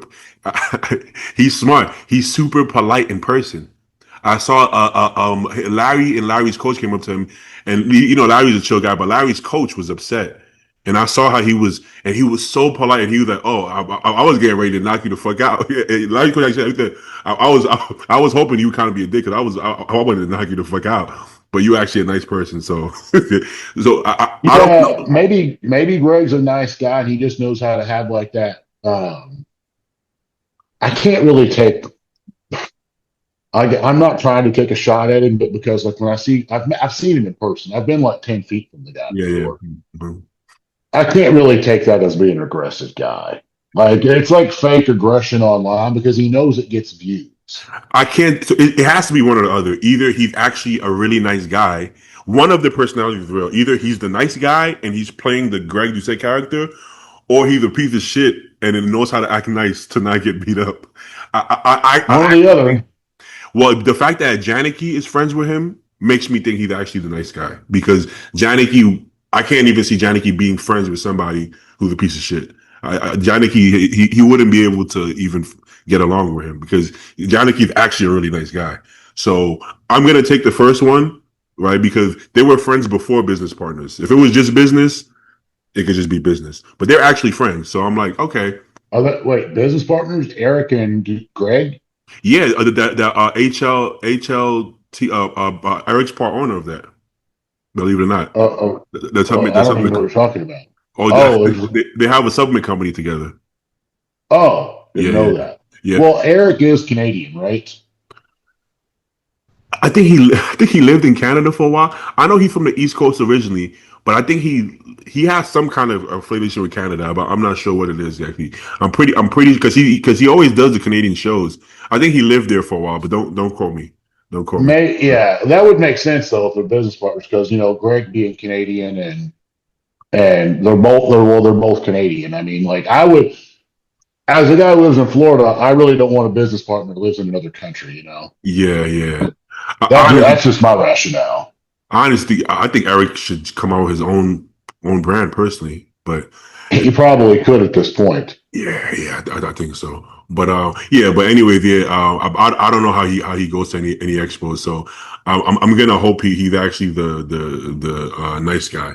You know. Yeah, there are certain people like, and I don't have any beef with any of these people. I watch their videos and I'm like, man, like Boston was one too. Like Mhm. I did not like Boston when he first hit the scene. He kind of grew on me in due time. Yeah. And I was just thinking, like, dude, the amount of like trash talk, the racial slurs, I'm like, you're gonna go to a show Mhm. and you ain't even gonna see it coming. Somebody's gonna pop you from behind. Yeah. Like you're gonna get just stomped from behind. Yeah. Like you done fucked up. And then obviously there was Greg, and then like Nick Trigilli. He's like he used to poke the bear a lot with people. Now he's changed his whole cliche now, but Yeah. Yeah. You almost have to know the real person to really know if you like them or not.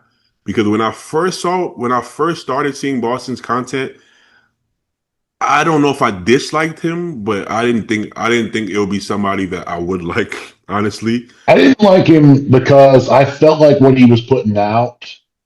Like when he talked about what he did to grow like 40 pounds, what was it, like 30 pounds, 40 pounds of muscle in like 3 or 4 months or something Yeah. like that? Uh-huh. It was an insane amount. It was 13 grams, if memory serves me right. Yeah. 13 grams of gear. And if you want to do that, that's fine. But the way that he kind of addressed it was like, this is what it It's takes to normal. get Yeah. here. Uh, This is normal. I'm like, no, this is not fucking normal. This is not normal on any level at all. Like you're psycho, and that's fine to do what you want to do. But like, I just didn't like it because it gives the whole sport a bad reputation, a bad look. So my issue with that, I thought he was being negative, like the way he spoke about anything, until I got to know him on a personal level, and I realized that he's not actually trying to be negative. He just doesn't know how to. He doesn't know how to. What was you speak? Put you know how people on the East Coast they just say it's like the way Nick Trigili talk or Nick Walker. They don't know how to be like, hey man, you look good, but you could have came in better condition. They'll be like, you look like shit. And then you're like, whoa, why would you talk to me like that? Even as your friend, they don't have the social skill to know how to beat around the bush and put it lightly, right? They'll just say exactly how they feel without, And the further east you go, it's worse. Like when I'm saying, like when you get into Europe, it's like you yeah, talk to Roman, like if you don't know Roman, like on a personal level, you'll be offended. Yeah. you're going to get very pissed off real quick. But you got to realize he's not saying it from a mean standpoint. It's just he's telling you the truth for one. And And you know, you get it. I thought I heard my doorbell ring. Oh, Um, but no, like so he's telling you the truth. But more importantly, is he has no way of like no fucks about your feelings. I guess is a nice way to say that. exactly. Like he just says what he wants to say and lets it rip. Exactly. And then, But he's not doing it from a malicious standpoint. exactly. And I think I told you, oh,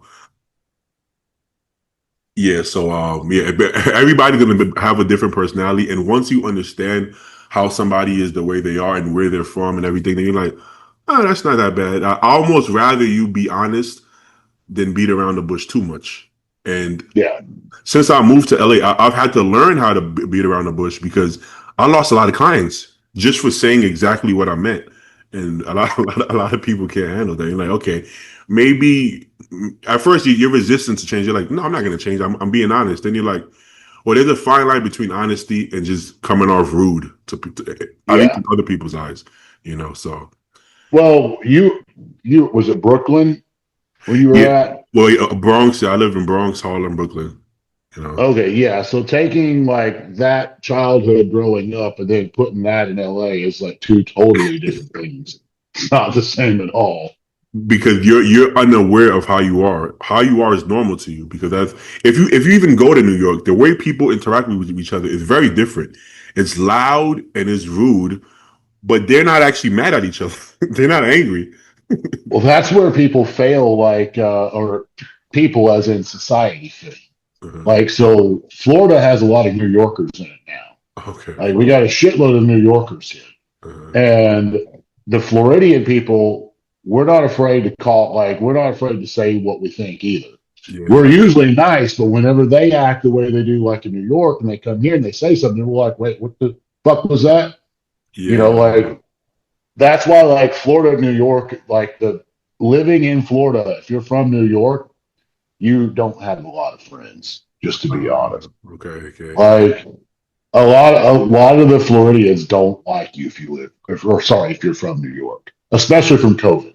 I see that. Yeah. See, I ain't got no problem with it. Like I said, I don't care where you're from. As long as you treat me right, it doesn't matter. But I would consider you actually well mannered and polite, but only only to a certain extent. You're well, also yeah, exactly. Like if someone's gonna say something stupid, I'm gonna check you.